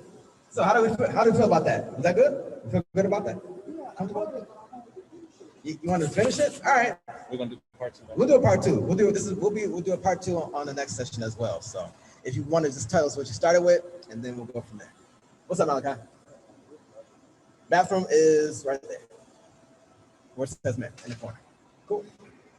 Don't think you gotta get out of this activity. You're gonna share it too. Oh, the trick in the book, man. You're gonna share it today, Malachi. All right, cool. So I'm gonna start with my idea. Is that cool? All right, bet. So thank you, sir. All right, so I went into space, right? And saw the space, right? I was just chilling on a planet. Good. So that's a planet. And on planet, I found a parasite. So this parasite can crawl in people's ears. And your face got real terrifying. The thought of something slipping in your ear, right? It's like an earwax. All right, so bad. So it goes in your ear, but it has the ability to rewire the human brain so that people can stop being so aggressive towards one another, or at least wishing destruction upon people and things and items. So the symbiote gets so it's a parasite. I'm calling it a symbiote because it's actually helping somebody, right? So the symbiote gets really mad when people get really mad. So therefore, it like stings the brain, makes it like wig out. It also ages you faster. So the more hate you have in your heart, the faster you age. Sounds a bit familiar. Is that what? Sounds like Venom. Yeah, a little bit. But Venom, you got to eat people to keep Venom going. This one, you gotta. It doesn't like meat, so you can't have too much meat. So the more meat you eat, the more enraged the symbiote gets. You can soothe the symbiote by singing, by deep breath, and doing kind gestures. So the more nice you are to people, the more the symbiote will protect you, and you won't have to age super fast. So the trade-off is that you get to live longer. If you hate, live shorter. So I think that's why it's more of a symbiote than a parasite. Because if it's a parasite, it would just be eating for all of its benefit. So yeah, that's what I got. Cool. So he said literally a bug that infects folks. Wow. It might be a worm. I don't know what I want to do. I don't know if I make it a worm or a bug. And John said it's a parasite. The parasite is named Craig Mack. Craig who? Craig Mack. Who that? Okay. Oh, that's funny. Yo, John, that's funny, isn't it? Yo, they don't know yeah. It just, flavor in your ear, Craig Mack. That's funny. John, share your idea next. You gotta come up. You gotta come up to speak. Come on, fam. You're not supposed to throw your mans under the bus. Right, man. Quick, man. Ain't no love here. All right. Go for it. I'm nervous. You got it. Yeah. Nope, I can't do it. Somebody else go do it.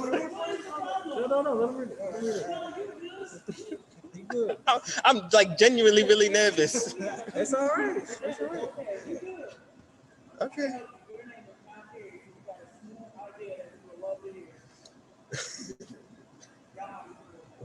All right. All right. Let's start.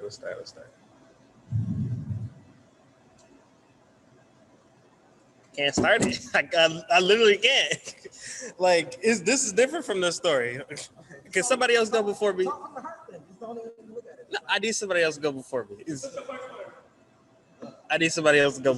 I'm nervous.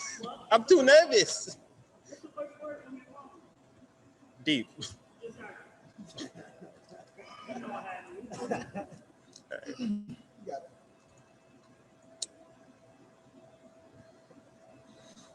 All right, like, sir, for real. Far out in deep space, me and my squad, we find a robot that is quite human realistic, but at the same time, it has very strong animalistic properties. It looks like it's built to take a fight, but at the same time, it looks as if it's new, drifting off in space. As we venture off to collect it and put it on our spacecraft, we notice it has a very strong, firm grip in its palm. We notice that, however, we notice that there's nothing in there. But when we bring it to the ship, when we bring it into the ship and take off all of our gear, the palm begins to automatically open and a hologram appears before it. It emanates a dark, unreadable figure.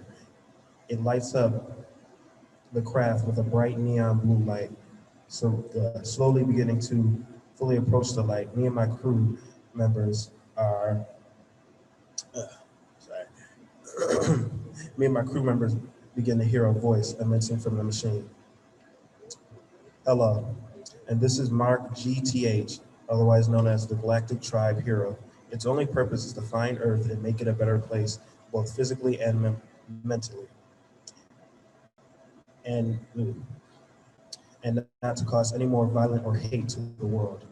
Once it's made, it will, once it's made it to your planet, it will hook up to your satellite dish and then power back down until it's able to detect the problem. However, I didn't finish, and I didn't get to get the rest. Oh, that was good stuff.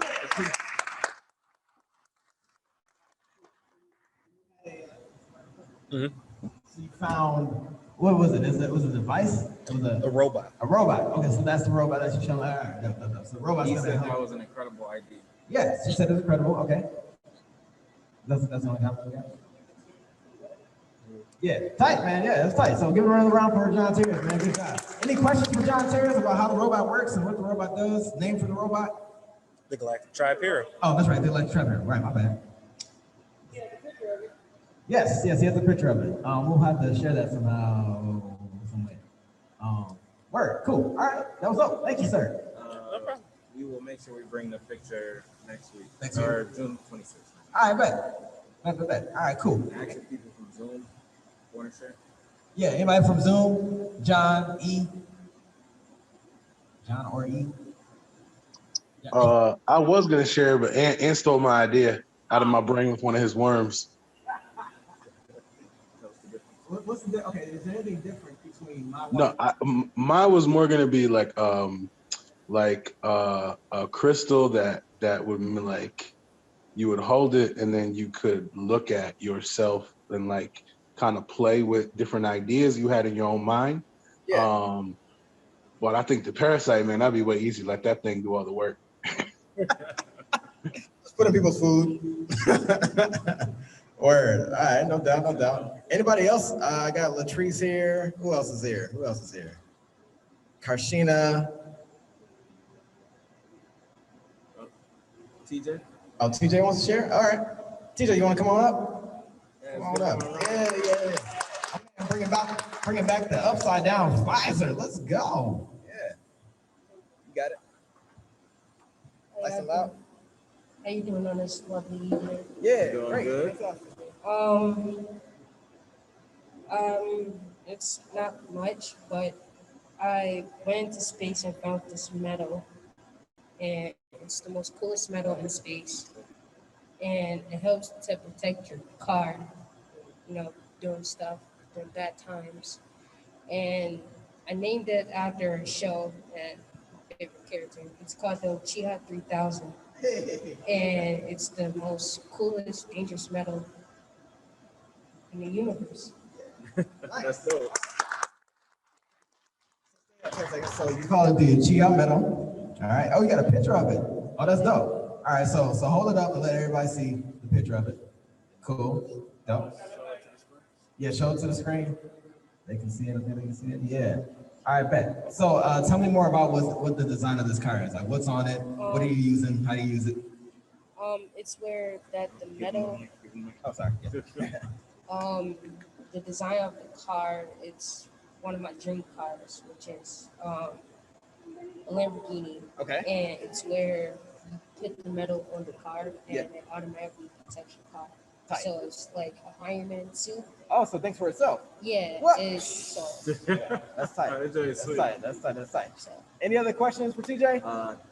John Washington said TJ got skills and style. Hey, nice. And then Eve from Geek Out Wellness said a dream car, metal that protects a car. Nice. Yep. Yes. Yep. Keep insurance rates Yes. low. Word, my man TJ, good stuff. Give it up. Get for around, TJ. get around, applause. Yeah. Nice. All right, cool. Anyone else want to share? Jason? Jump on up. My man just got a new car. He can use that metal. My man just got a new car, so you can use that. I can use it too, but I'm about to trade in my car. It's too late. I'm gonna get another Renegade though. I'm gonna get another Renegade. That's all I want. Yeah, I'm gonna get a better Wakanda Alliance car. I'm gonna have more decals. It's gonna have vibranium. It's gonna have Ujima 3000 metals on it. It's gonna be lit. I know, right? All right, Jay, you got it. I came back into space with an experience. I actually ran into Aurora Borealis and it told me everything I needed to know about everything. Can you pronounce that? You ran into a what? I ran into Aurora Borealis, Aurora Borealis. the northern and southern lights in space, Oh, shoot. and it showed me everything. Like literally everything. And then it took everything it showed me and it took it out, and I took it out and it showed me myself. And then it showed me everything again. I can't. It told me what I had control of and what I didn't have control of. Yeah, that's what happened to me when I went to space. I came back with a gift, but I can't really. It's like in my brain. And also told me if I actually give it to anyone that I would die. And who gets it will die because it's not meant for them. Oh. So yeah, that's what happened to me in space. Your gift is meant for you. Sacred knowledge. All right. Any questions for Jason about his trip? I mean, his experience?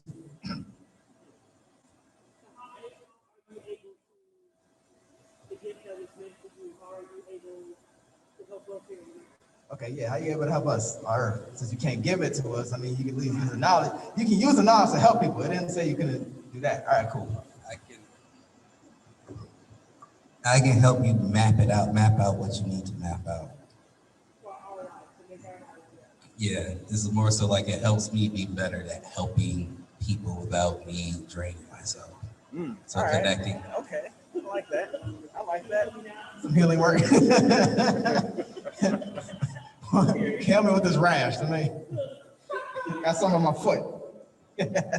Social workers and therapists need that. Yeah, social workers and therapists could definitely use that. All right, cool. Thank you, Jason. Give that one more time for Jason. That was anybody else want to share? Toy. Oh yeah, no, Malachi's definitely next. Or you can offer him up as a sacrifice. I'm playing. You know what? Go ahead.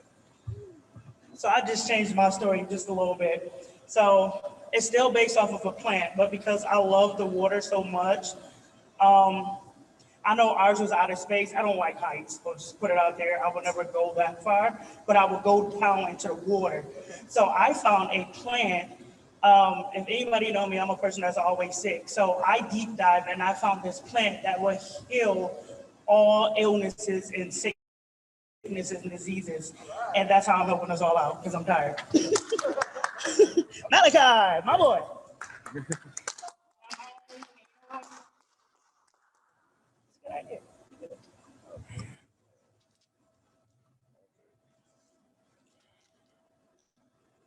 I'm on a mission to find a treasure that will help the human race.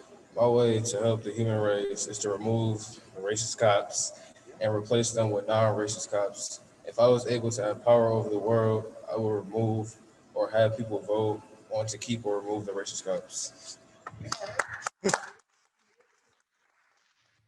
I love that. Get them out of here. All right. Jomo's in the building with the Juneteenth Committee. We about to bring him up in a second. We got some questions. What's up?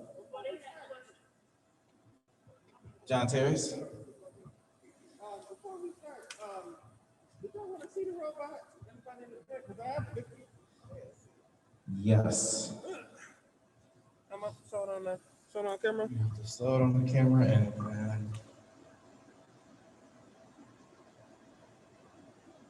Up just a tad bit. There you go. And a little bit closer. That's what it looked like, right? Perfect. That's definitely dope. All right, Latoya, you about to say something? Somebody asked how does it save the planet? I don't know if that was meant for a car or a plant, but my thing is whatever area that needs when you like can't grow or you having soil issues, if you plant that plant there, it's still able to heal. Her plant can heal anywhere. So whether the plants themselves are having problems, or if the soil's there, then it heals the soil so the soil can continue to produce. Which I had a very similar idea. I said I went to the deep recesses of space and I got galactic soil that never loses its nutrients. It can be transplanted everywhere, anywhere. It can be desert, it can be the Arctic. It adapts and allows plants to grow, but it also has a nutrient called DNA X that heals any illness. And it also allows humans to heal any emotional hurt. And it also allows beings, whoever ingests food that has grown out of the soil, to communicate their feelings telekinetically. You know, so galactic soil. Yep. Oh, my man, John, DNA X. Yes, sir. All right. So what we are about to do. Here we go. I'm going to bring up Jomo. Jomo is part of the Juneteenth Committee. Juneteenth will be virtual, I believe, but I'm gonna let him explain all of that. Jomo is an amazing man and a pillar in our community. He is the embodiment of tribe and taking care of people and putting people first, and is always looking for a way for us to heal and to grow as a people. So if we can give a round of applause to Mr. Jomo. Look at the screen. Yeah, thank you everyone for having me. I was outside for a long time because I forgot about a mask and I was in a different vehicle. We actually just came, I'm listening to the healing plants and the idea. I came in on the tail end, but we just actually came from a place in Buffalo. Is everybody here from all over America again, as usual? Or? I think it's mostly Buffalo. Mostly Buffalo, okay. So can I give a homework assignment? Yeah. Okay. So first of all, greetings to everyone, and I'd like to thank you all for inviting me. I apologize for coming a little after, but we just came from a place called Sunset Bay. You might want to write that down, Sunset Bay. Especially for those of you who are here in Buffalo, it's in Western New York. It's a long lake area, and Black people are allowed to leave the city limits. So I'm going to encourage us all to get some valid ID, valid registration and insurance. And we got to get out and see more of the state, the city, the county, and the country. And here's an important reason why. Many times when we talk about the city of Buffalo, we talk about maybe downtown not being for us, this neighborhood not being for us. We talk about other neighborhoods and they're not doing anything for us. I want to give you all a history. I need you to write down the name Joseph Hodge, Hodge. That's his government. And his street name is Black Joe. So you can start Googling right now. His government is Joe Hodge. His street name is Black Joe. Well, it might have been street, it could have been canal, it could have been, because he was doing some big things. Black Joe is historically, if I would have thought I would have gave you something, you could have put it online so everybody could see it. But when somebody Googled it, I'm quite sure you're already on it. You looking at it or no? Okay. So there's a marker in Sunset Bay, and the marker in Sunset Bay tells us that Black Joe is the first inhabitant in this area who was a non-native. What that means is that he's the first Black or white man who was in this area living with the native people. He spoke their language And when non-Black people came here, he had to be the person interpreting the communication. So if we really want to look at history again, and I know you all are tired of hearing this story, but we were some of the first ones to do this too. 2020 has showed us all clearly who is who, what is what, and I hope that you all are mature enough to accept what 2020 has showed you. 2021, I propose that we control the narrative. For all of you people who have thoughts and ideas and don't get a chance to tribe up and share them with people, I need you to buy a fresh set of batteries, get your remote control, and take yourself, your friends, and your family off mute. Our stories, our narrative must be told by us. We have to control the narrative. That means we have to control the media, we have to control the comic books, we have to control the t-shirts, we have to control the clothes we wear, we have to control the buttons that we have to control all the imagery and iconography. Why? Because if other people keep telling the story, there's a whole government that don't want to teach about how we got here. Do you know why we celebrate and we talking about Juneteenth? I'll just make it real quick and short. Because if you didn't apply for a resident alien card, or if you didn't apply to be a citizen, raise your hand if you have a resident alien card, or if you applied to be a citizen, or if your mother or your father applied to be a citizen. Okay, other than that, that means that you're evidence of stolen property, you're evidence of human trafficking. Because that's how the majority of Black people got here. So all of these bad things like no to bullying and no to human trafficking and no to what's that thing where you take children across state lines and do things with them? All of those things were done to our people. And there's a whole set of people that don't even want you to talk about it, much less acknowledge it and repair and repay you. But it's not about them right now, because I just told you all to get your magic galactic batteries and put them in your magic remote control and take you, your family, your friends off of mute. While we are here in 2021, and many people are still adjusting to restrictions of gathering, most of you are gathering with your family. The most important thing that we can do right now in studying the greatest history and the greatest prophecies in the world is find out about our own family tree. That's something that everybody has the right to attempt. It's going to be important because it's going to reveal to you what's inside of you. It's going to reveal to you what blood, what powers, what energies are in you. And y'all know how family goes. Sometimes it's stuff we got to clean out. But you don't know what to clean out unless you know the history. There's a phrase going around that says, this disease is generational. This disease is passed down. Normally what's passed down are our eating habits. So the diseases are not necessarily passed down just because you're born and your family had it, you gotta have it. No, that we have to be more scientific and we have to be more clear with controlling the narrative. Our eating habits, our living habits, our stressors, the things we use for leisures. Are we using natural things to make us healed or to calm us down? Or are we using inorganic and chemicals that are bad on our heart, our liver, and our kidneys? We need this next generation to be very scientific. Marcus Garvey said that we have to have a race of scientists par excellence. Write that name down too. In the city of Buffalo, when we had Marcus Garvey, in the city, hold on. I need to say this to you.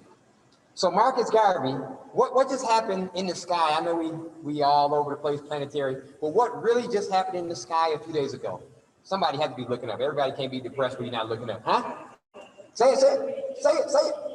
Okay, so we had a solar eclipse, right? I hope that everybody had a chance at least to look up or attempt to. Don't be so depressed in life that we don't look at the sun, the moon, and the stars. This world will make you depressed and we all walk around. No. We got to look up, okay? So on that day, June the 10th, that was a solar eclipse. And that super solar eclipse is one that most people have heard created the image of a ring of fire, all right? I want to let you also know in history Marcus Garvey's organization was 100 years ago, was 100 years old last year. And Marcus Garvey's transition date is June the 10th. So as we talk about an eclipse, as we talk about changing the narrative, as we talk about all of the melanated power evolving around the world, and you know why it's evolving around the world? Because of what Black people in America have been doing, okay? 1619 to 2019 is how many years? 400 years. That's some biblical prophecy-like type stuff. I'm not going to talk about that now. You can research that yourself. So for 400 years, we're talking about our people being enslaved, whether they were already over here free or whether they were brought over on boats, because there was already Black people over here. We know that. But there's a system that has been in place for 400 and probably 402 years right now as we're in the year 2021. Maybe it's time for us to change the narrative, and we should be done with our slavery, our servitude, and our being on the bottom of society.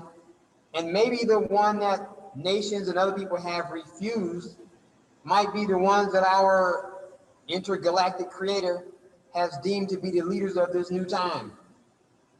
It makes perfect sense. The only ones balanced enough to be fair at fixing the earth, fixing herbs and plants that's going to make us all stronger, that even have the mentality to want to heal the earth. Because there are some people say, we don't care nothing about fresh water. We don't care nothing about clean soil. We just want to make money right now. And they're willing to put stuff in your water, and these Great Lakes that we have, where 20% of the fresh water in the world is right here in our backyard. So maybe the persons who have been put on the bottom for a long time might need to be the custodians of the earth and the intergalactic systems that we were given dominion over, according to pretty much all spiritual texts. All right. So what does it got to do with the Juneteenth? We got to do with the Juneteenth because, as I told you before, if we don't acknowledge our quest for more freedoms, if we don't request, even amongst ourselves, the ability to repair, whether they're ready to pay reparations or not, the conversation ain't about them, because you all have the what? You have the magic batteries for your remote. You control the narrative. They owe us reparations. It ain't nothing to argue about. Yeah, we've been wrong and we need to be fixed. It's going to happen. We're going to decide how you're going to give it to us. That's how much power we have. All right. We keep running into glitches because we're negotiating with individuals that don't have our best interests at heart. So what happens in the school system? The parents keep complaining. The children aren't learning. What happens in the employment system? You're not giving our people equal opportunity. What happens in the government? You're not making laws that are important to our people. Do you know right now, inside of the United States of America, we're at a more dangerous time, even for you all and your family to vote, than in the 1800s, right after we were so-called emancipated? It's more dangerous now. 47 states are attempting to pass laws to stop Black and brown people from voting today. So if we're not controlling our narrative, if we're not talking to our families, if we're not finding out our family history, most of you who are watching in Buffalo, do you know where your family came from before they came to Buffalo? I'll give you a hint. I bet you more than 50% came from below the Mason-Dixon line. That means the majority of our family come from the South. And why did they move up north? Because of the age of industrialization, which was taking place in the 40s. That's when most of our families began to move to New York State. We moved to Pennsylvania, Pittsburgh, around the rivers. We moved to places like Detroit. We moved to places like Chicago. We were moving all over because the plantation system. Slavery was one system, but another system was created right after that. Right after that system also was created, the police too, which is a whole nother story. But the police are a continuation of the overseer. And after we were so-called emancipated, without land, without opportunity, they began to pass laws that made it illegal for you to be vagrant. So if you didn't have your own land, your own business, or your own thing rolling, there's only two things you could do. One, you can voluntarily go back to the plantation, which turned into sharecropping, or you can risk being arrested, which by law was made easy because you could be considered a vagrant. All right? After that system, it's like a charge card system. Black people could never make enough money to get out of the plantation system, so they just always kept owing unless they ran away. So you're working on a plantation, you're farming, you're doing the work, you're tilling the soil, you're using your intellect, and they're saying, yeah, you did all that work, but you used my seeds, and you also used my cotton to make your clothes, and you also used my tools, and you broke a couple of them. And according to my calculations, you came this close to making a profit, but you didn't. So either you owe me money or you need to work again next year to help pay me off. That's pretty close to what credit cards are now. You're paying interest on top of interest, and you just seem to not get out. All right. In America, because of science and technology, which we have always mastered, but other people have gotten the patents for, the age of industrialization moved America's money from the plantation, which is the tobacco and the cotton and whatever else they had us working on, and people began to come up here to work in steel mills. People began to work in factories. So even the super minimum wage that was being paid was a whole lot more than what we were doing down south, just like today. Do you know why you see so many different license plates from other states in Buffalo working? Because we have a higher minimum wage. The minimum wage in New York State is like almost twice as much as what it is in places like Carolina and other cities. Why? Because the rich people there don't give two bird droppings about paying people living wage.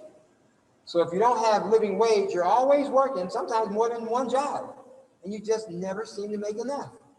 In Buffalo, which is one of the second largest poor cities in America, many of our people are working, but we're considered the working poor. Look at the income of the people in our community. We look good, our nails is good, our sneakers on fleek, our weave is done, the nails is done, but we really don't have no money, no resources. So these things help us have a little bit of sanity, that we have some dignity in life. But the black wealth gap with white wealth gap is more now than it was after slavery. If you all don't know what I'm saying, you need to write these vocabulary words down, because in our far-reaching thinking, we use the phrase Sankofa. It's a bird, his body is facing forward, his head is looking back. And it means it's not taboo or it's not wrong to go to the past, find out what you need, and move forward. With all of our scientific knowledge and everything that we're doing right now, we also have to navigate ourselves out of this problem. And I don't think that any other group or nationality is going to do it better than we can for ourselves. And that is what Juneteenth is about this year. Last year, Juneteenth was the first festival that said we're not going to cancel. If the people can't come to the festival, we're going to use science and technology, and we're going to take the festival to the people. This year, laws and the COVID things are changing every day. I just want to let you all know something. Sorry, my phone is moving. Can you silence that for me? Juneteenth in Buffalo, our parade alone has about 500 people in maybe each half or each division. We might have 7 to 10 divisions in the parade. That's not the watchers, that's just the people participating. So you multiply that 7 or that 10 times 5, you're already at 5,000 people, correct? Okay, each person has 2 or 3 or 4 people who's come to watch them at the parade. So you multiply that number times 3. So now you got 15,000 people at a parade. The laws in New York State right now say that we're not supposed to have a gathering over 500 people. Now, which army is going to stop black people from coming to Martin Luther King Park if we say we're going to do Juneteenth? It's going to make problems. So it's more safe for us to readjust the narrative. Instead of us taking the people to the festival and the festival to the people, here's the new thing. Our mantra now is, let us ask the people to be the festival, be the embodiment of Juneteenth. And for the whole week, take your green dollars and your red blood and all your hot frustration and go and spend it with black people. This is how we go beyond just talking about what we want to do to make our community great. We don't have to get mad at anybody.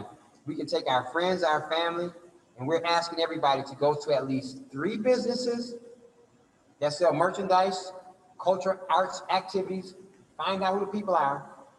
And we have on our website, buffalojuneteenth.com, you're going to see links to the black businesses.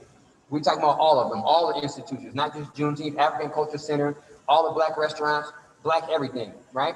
And we need you, your friends, and your family, if you're really about that life, take some of your money and go to 3 businesses and 2 restaurants per day and just buy something. Show your children what Black business and ownership look like. Show their neighbors' children who might not have anybody take them, just walk. It's going to be important for us to see ourselves doing. And while you're there, we need you to watch the Juneteenth virtual presentations that are going to be on simultaneously. So everywhere you go in Buffalo and all around the world, really, people are going to be playing Juneteenth at Buffalo. We already have some dynamic things lined up. It's going to be a super highlighted show because all of us have been forced to work together. So Juneteenth of Buffalo is so big in the world and in America. And you all know that this year is the first year that it's a city paid holiday and it's a state paid holiday. And last year during the pandemic, do you know that Buffalo's Juneteenth was featured on Good Morning America? Do you all know what happened last year at this time? Last year at this time, we were heavily involved in the rebellions against police brutality all over America. Remember what happened? The 1st of June is a Monday. Over that weekend is when the city of Buffalo was involved in the rebellions. And there were some people who were there who didn't have nothing to do with promoting equality. They were there to make trouble. And those people created havoc in Buffalo. They created them all over the United States. There are some people who were doing things that the people in the hood wasn't doing. Trying to create a bad name and trying to create a false narrative. And as a result of that, what happened? They had to have a state of emergency declared by the county and by the city, correct? Okay. On the Monday, do you all know what happened in the city of Buffalo? The red, black, and green flag, Marcus Garvey's flag, was flown in the air anyway. So even in the midst of the storm, God has provided our people with a narrative, a history, and a focal point. One, don't let nobody else draw us off of our focus. We have to be responsible for self, and that's good and that's right, and that's how it's supposed to be. And in the midst of confusion, don't let anyone else steer us the wrong way. We have to be focused on what our aunts, our uncles, our cousins, and what everybody in our streets and on our corners, we need to be coming together and organizing around what we need. Because if they lock everything off again, all of us are going to be hungry unless we grow food. All of us are going to need medication that's good for us. And maybe the only reason we might know it's going to be good for us, we're going to have to start studying what's happening in our family history, what's happening in our family health, what's happening where our family has learned what herbs, what things can heal the bodies. In case their system breaks down, if their school shuts down, does that mean that we should stop learning?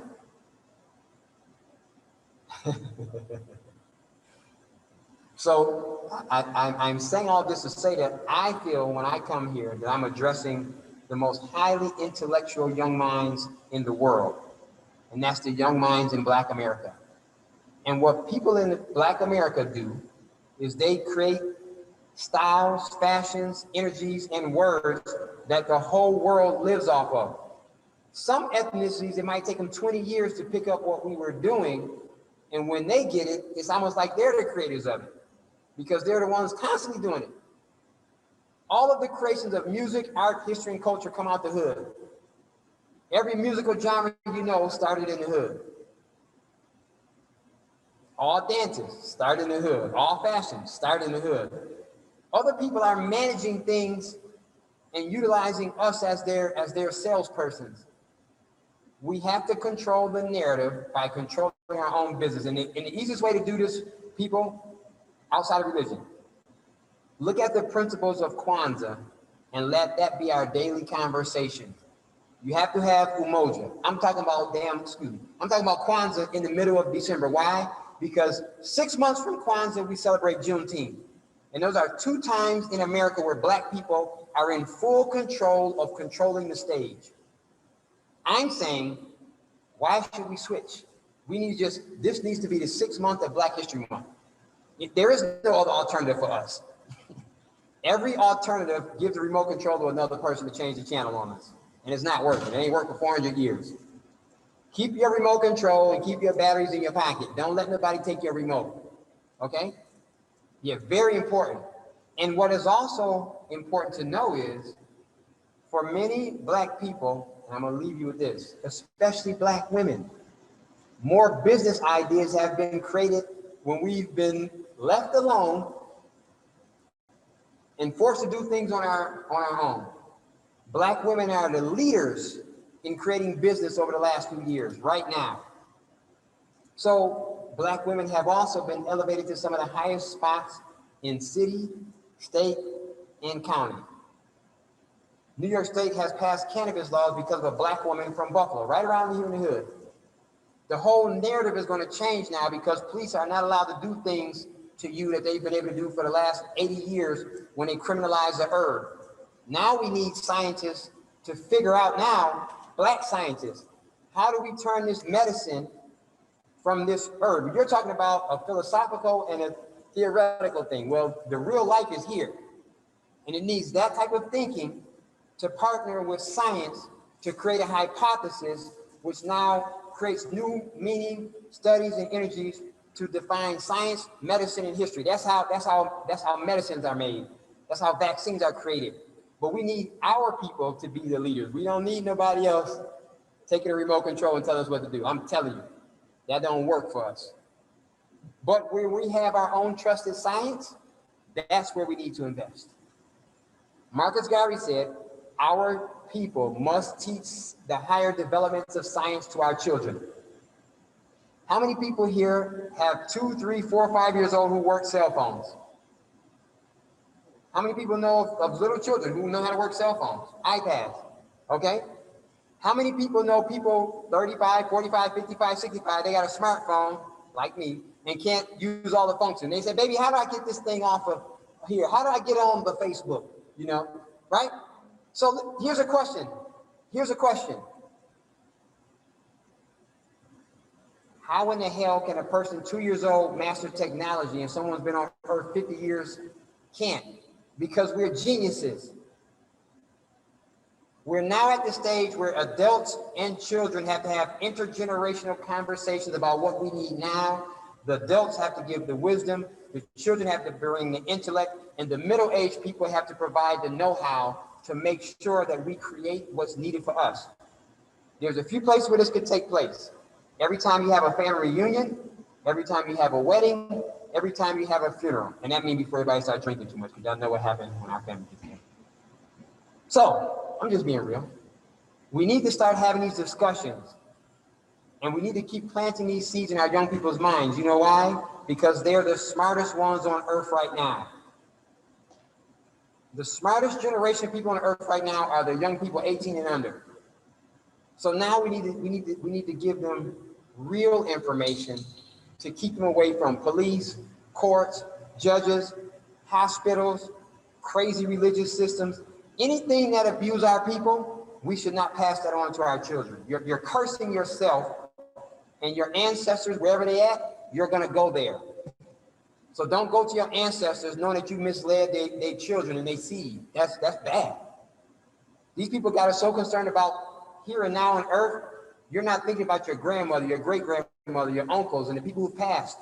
Wherever they are, we got to go there. So why should we disappoint them? They love us and we know it. We trying to please people here that don't even care about us. Get your remote, get your batteries, control the narrative. BuffaloJuneteenth.com. You are the Juneteenth. You are Kwanzaa. Kwanzaa-fy your life. Umoja, unity. Kuji Chagulia, self-determination. All right? Ujima, collective work and responsibility. Ujima, cooperative economics. Nia, purpose. Kuumba, creativity. Where am I? Imani? Did I say Nia? No, Nia, purpose. Nia, then Kuumba, and then Imani. All right, Imani is faith. So after we practice all these things, we got to keep doing it over and over. We got to have faith in each other. Everything we do, we got to see us in it first. If we're not in it first, it's dangerous. Even your creator got to be in your image. If your God is not in your image, be careful of him. Be careful of him. Because it's evident right now that we got different gods. I hope everybody know that now. Yeah, we're serving different gods. It's the Christians in the South who are telling the police to do more bad things to black people. Yeah, pay attention to what the ministers are saying. You all are here watching TV.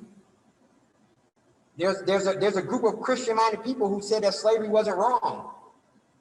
And it's a group of minded people right now, as we're celebrating Juneteenth, on January 6th, you see what? The Confederate flag. They're still fighting the Civil War. Do you know what Juneteenth comes from?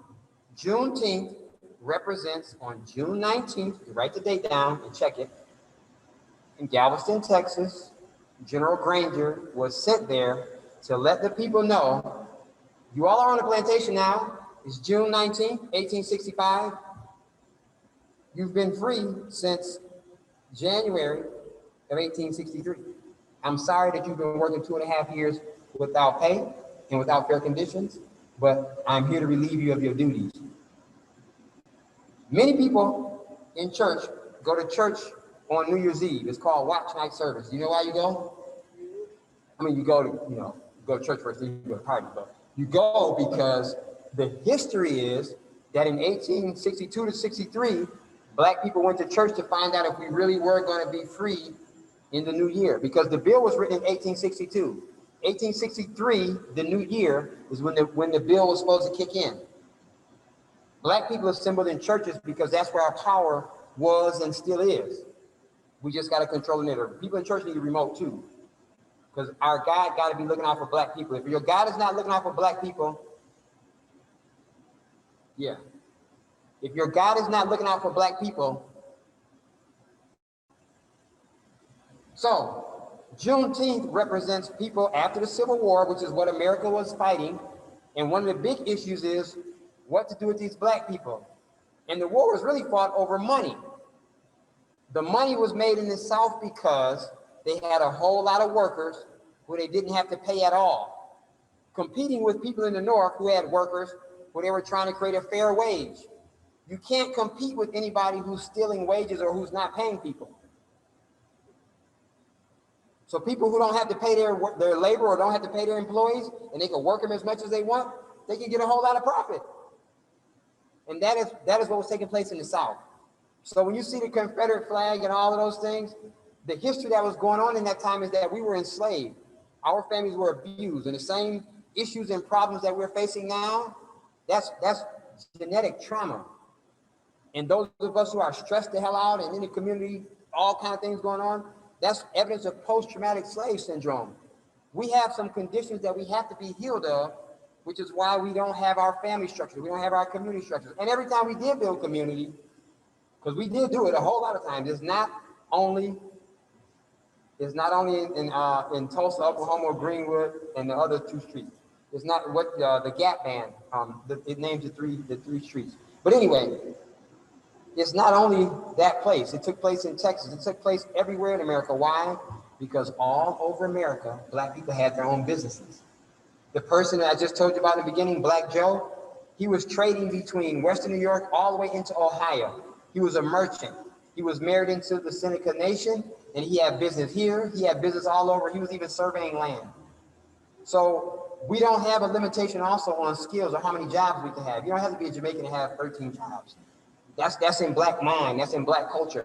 So when your children are doing 10, 15 different things, you say, oh my God, you're just so hyper. No, his mind is ready, and we're living in a retarded state where the educational system is retarded, not the children. Our children are fast, and they're bored at what's the lady's name who always call the police? What's her name?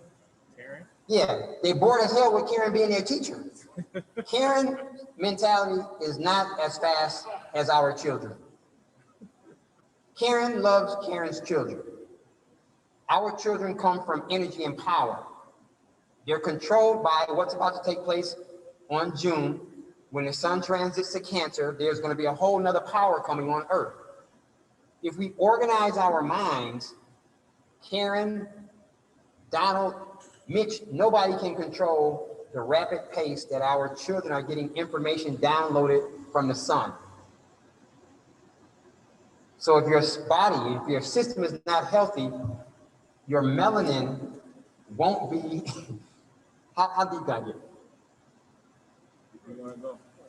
If you don't keep your mind and your body healthy and your remote control on black, as the creator in the system is downloading the melanated powers into your body, you're going to use them the wrong way. It's like smoking marijuana and you go do silly stuff. That's not how the herb works. If you were to use that herb and you were to study the problems in your community, and if you were to study science, if you were to study medicine, if you were to study law, now Jomo, why are you saying that? Because all lawyers and doctors use marijuana, not all. The majority of people who pass their tests use marijuana. I'm not telling you anybody go do it, I'm just letting you know how things have been. Marijuana was made illegal for black people. White people don't go to jail for marijuana like black people. White people smoke marijuana, the cops stop and give it back to them. Harvard, Yale, all them universities, all those young people, that's where they smoke marijuana at. And they study and they pass their tests. And black people is criminalized for it. It's not just because Governor Cuomo said that marijuana is good for seizures and it's good for psychoactive illness and it can take you off of hard drugs. It was already like that from the beginning. Get your remote, get your batteries, control the narrative. I don't know if there's any questions. Did I talk enough? That was good. Oh, okay. Questions or anything? BuffaloJuneteenth.com. You are the festival. Anything you want to see happen at Juneteenth, make it happen in your community. Thank you. Thank you, thank you. Give it up for Jomo one more time, one more time. We are over, but we got something special. It's a interview of our new t-shirt that's coming out. But I do want to share something that was in the comments, Jomo. John Washington said, a whole lot of Garvey in Wakanda. T'Chaka represents a lot of the best of Garvey. T'Chaka is T'Challa's father. He said, preach to the people. Two great migrations after World War I and World War II, as they industrialized the North, and they brought us, they really brought black people up and started hiring black people so that they can break the white unions that were forming, fighting for fair wages. So, and then saddling student debt on us to keep us under control and to keep us in a form of competition. So we want to strategically place you into a lifestyle where we are, where you're educated, where you're welcomed into our boardrooms, you're welcome into our areas of government, and we want you to believe we have to look out for you. So we want you to leave the hood with your new education, but we're gonna saddle some debt on you,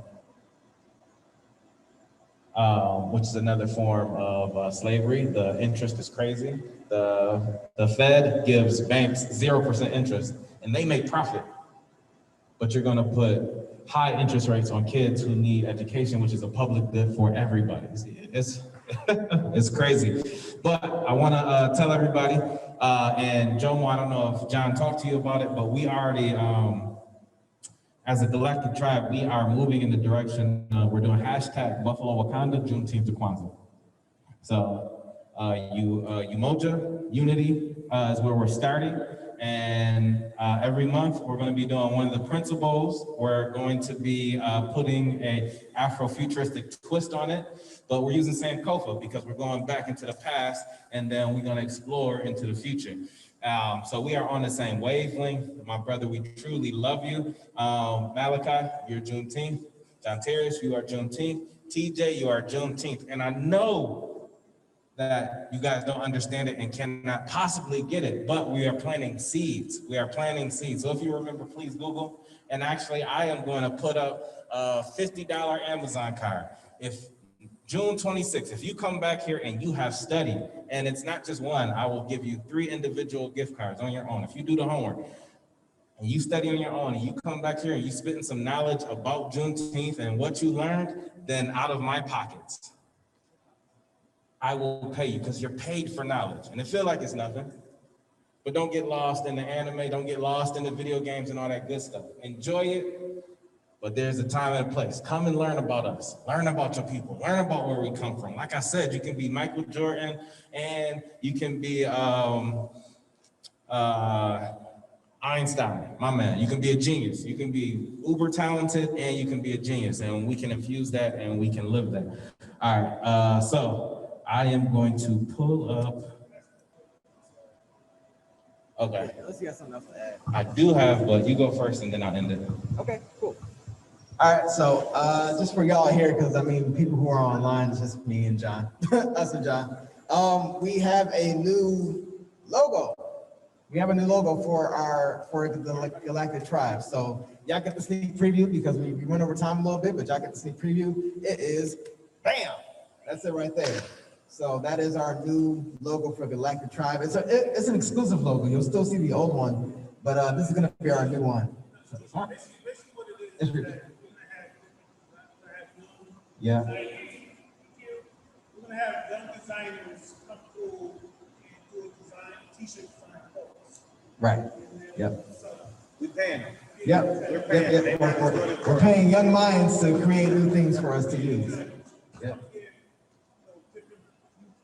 Black artists a chance to have their design, geared around Afrofuturism, to be put on a t-shirt and when they sell it, to show support. Right. We gotta build up our youth. Yep. So that our young youth can see that their creations can be translated into something that can generate wealth, generate creativity. So it's a tribe thing, right? We're all part of the tribe, so it works out. So, yep. This one was made by Emeka Wajed. That is the son of Idris and Alexa Wajed. And he made this logo for us. So we have an interview that we did with him that we're gonna release soon, talking about how he came up with this and his experience as an artist. But yeah, we're also gonna have them on some shirts. So coming next week for Juneteenth, we're gonna do the Juneteenth walk with the from the corridor to City Hall, or City Hall to corridor. African American corridor. Right, City Hall to the African American Heritage Corridor. And then that night, we're gonna do an after party. So everybody that's in the group or whatever, please share it on all your social media pages. So, we can give young Mecca his props, because this dude is amazing. He has done artwork for a lot of athletes, some from the Buffalo Bills and one from Miami Dolphins who used to play for him, my man Shaq Lawson. So he looks like one of my little brothers, but that's my guy. But so Emeka, he's on the rise. And he's the only kid, 16, I want to say, who sold out his first art exhibit. So that's major. So, yeah. All right, dope. Hey, everybody give DQ a round of applause. He's really into Black business, Black networking, and Black events and all that good stuff. We're blasting off in a literal sense. We're gonna have a team program that is gonna start. We're gonna pay our teams. We're gonna give them bus passes so they can get where we need to get. We are doing a sneaker drive. I just got confirmation Thursday that we can house the sneakers here. So we're gonna have a sneaker drive, a sneaker collection. We will announce that June 26th when we come back here. We'll have the details. But basically from June 26th until August 17th, we're gonna be collecting sneakers, or August 10th. August 17th, we're gonna clean the sneakers. And then August 26th before school, we're gonna give out the sneakers to the community, as well as backpacks, as well as haircuts. And hopefully we can work with some beauty shops to help like 30 young women to get their hair did and all that good stuff. Barbecue is gonna be in July on the 24th. We're gonna be across the street, so we got a playground, we got something for the kids, we're gonna have some food, we're gonna have some music. We're gonna have an after party at Kari's again on July 24th. We just gonna keep hitting y'all with workshops and events. We're gonna start to come with some more adult events for you to get away from your kids and to relax and to heal and to explore your creativity. So we're gonna get more into that. And then with our team program, we're gonna have some of them leading some of these and with their ideas and whatever they wanna do. It doesn't have to be Marvel or Black Panther. They wanna do Wakanda, if they wanna do Fortnite, whatever medium captures their attention and they can use to learn through, we're gonna do that. So we're gonna have some good stuff. We wanna thank everybody who came through today. Dr. Toliver, are we still sharing? Or is that just here? Okay, we weren't sharing our screen, they couldn't see it. Y'all see it on the video. But Dr. Toliver, thank you so much. Afrofuturism versus African futurism, or as she says, they're parallel and they're growing and intertwining together. And like I said in the beginning, unity is not the same for everybody. the lady that coined African futurism, she might say something a little different, but we are all helping the culture. We're all growing together, and it's much appreciated. So, everybody here, please go eat those subs. I'll take the other tray to probably my cousin's birthday or something. We'll figure it out. But tell somebody you love them that you haven't seen in a while. It can be a friend, it can be a family member. Have a conversation with somebody that you haven't seen. It's been COVID, we've been locked up. So there's friends, family all over. Get in contact with somebody. That relationship is so important, it's life-giving. And you guys have a wonderful rest of your day.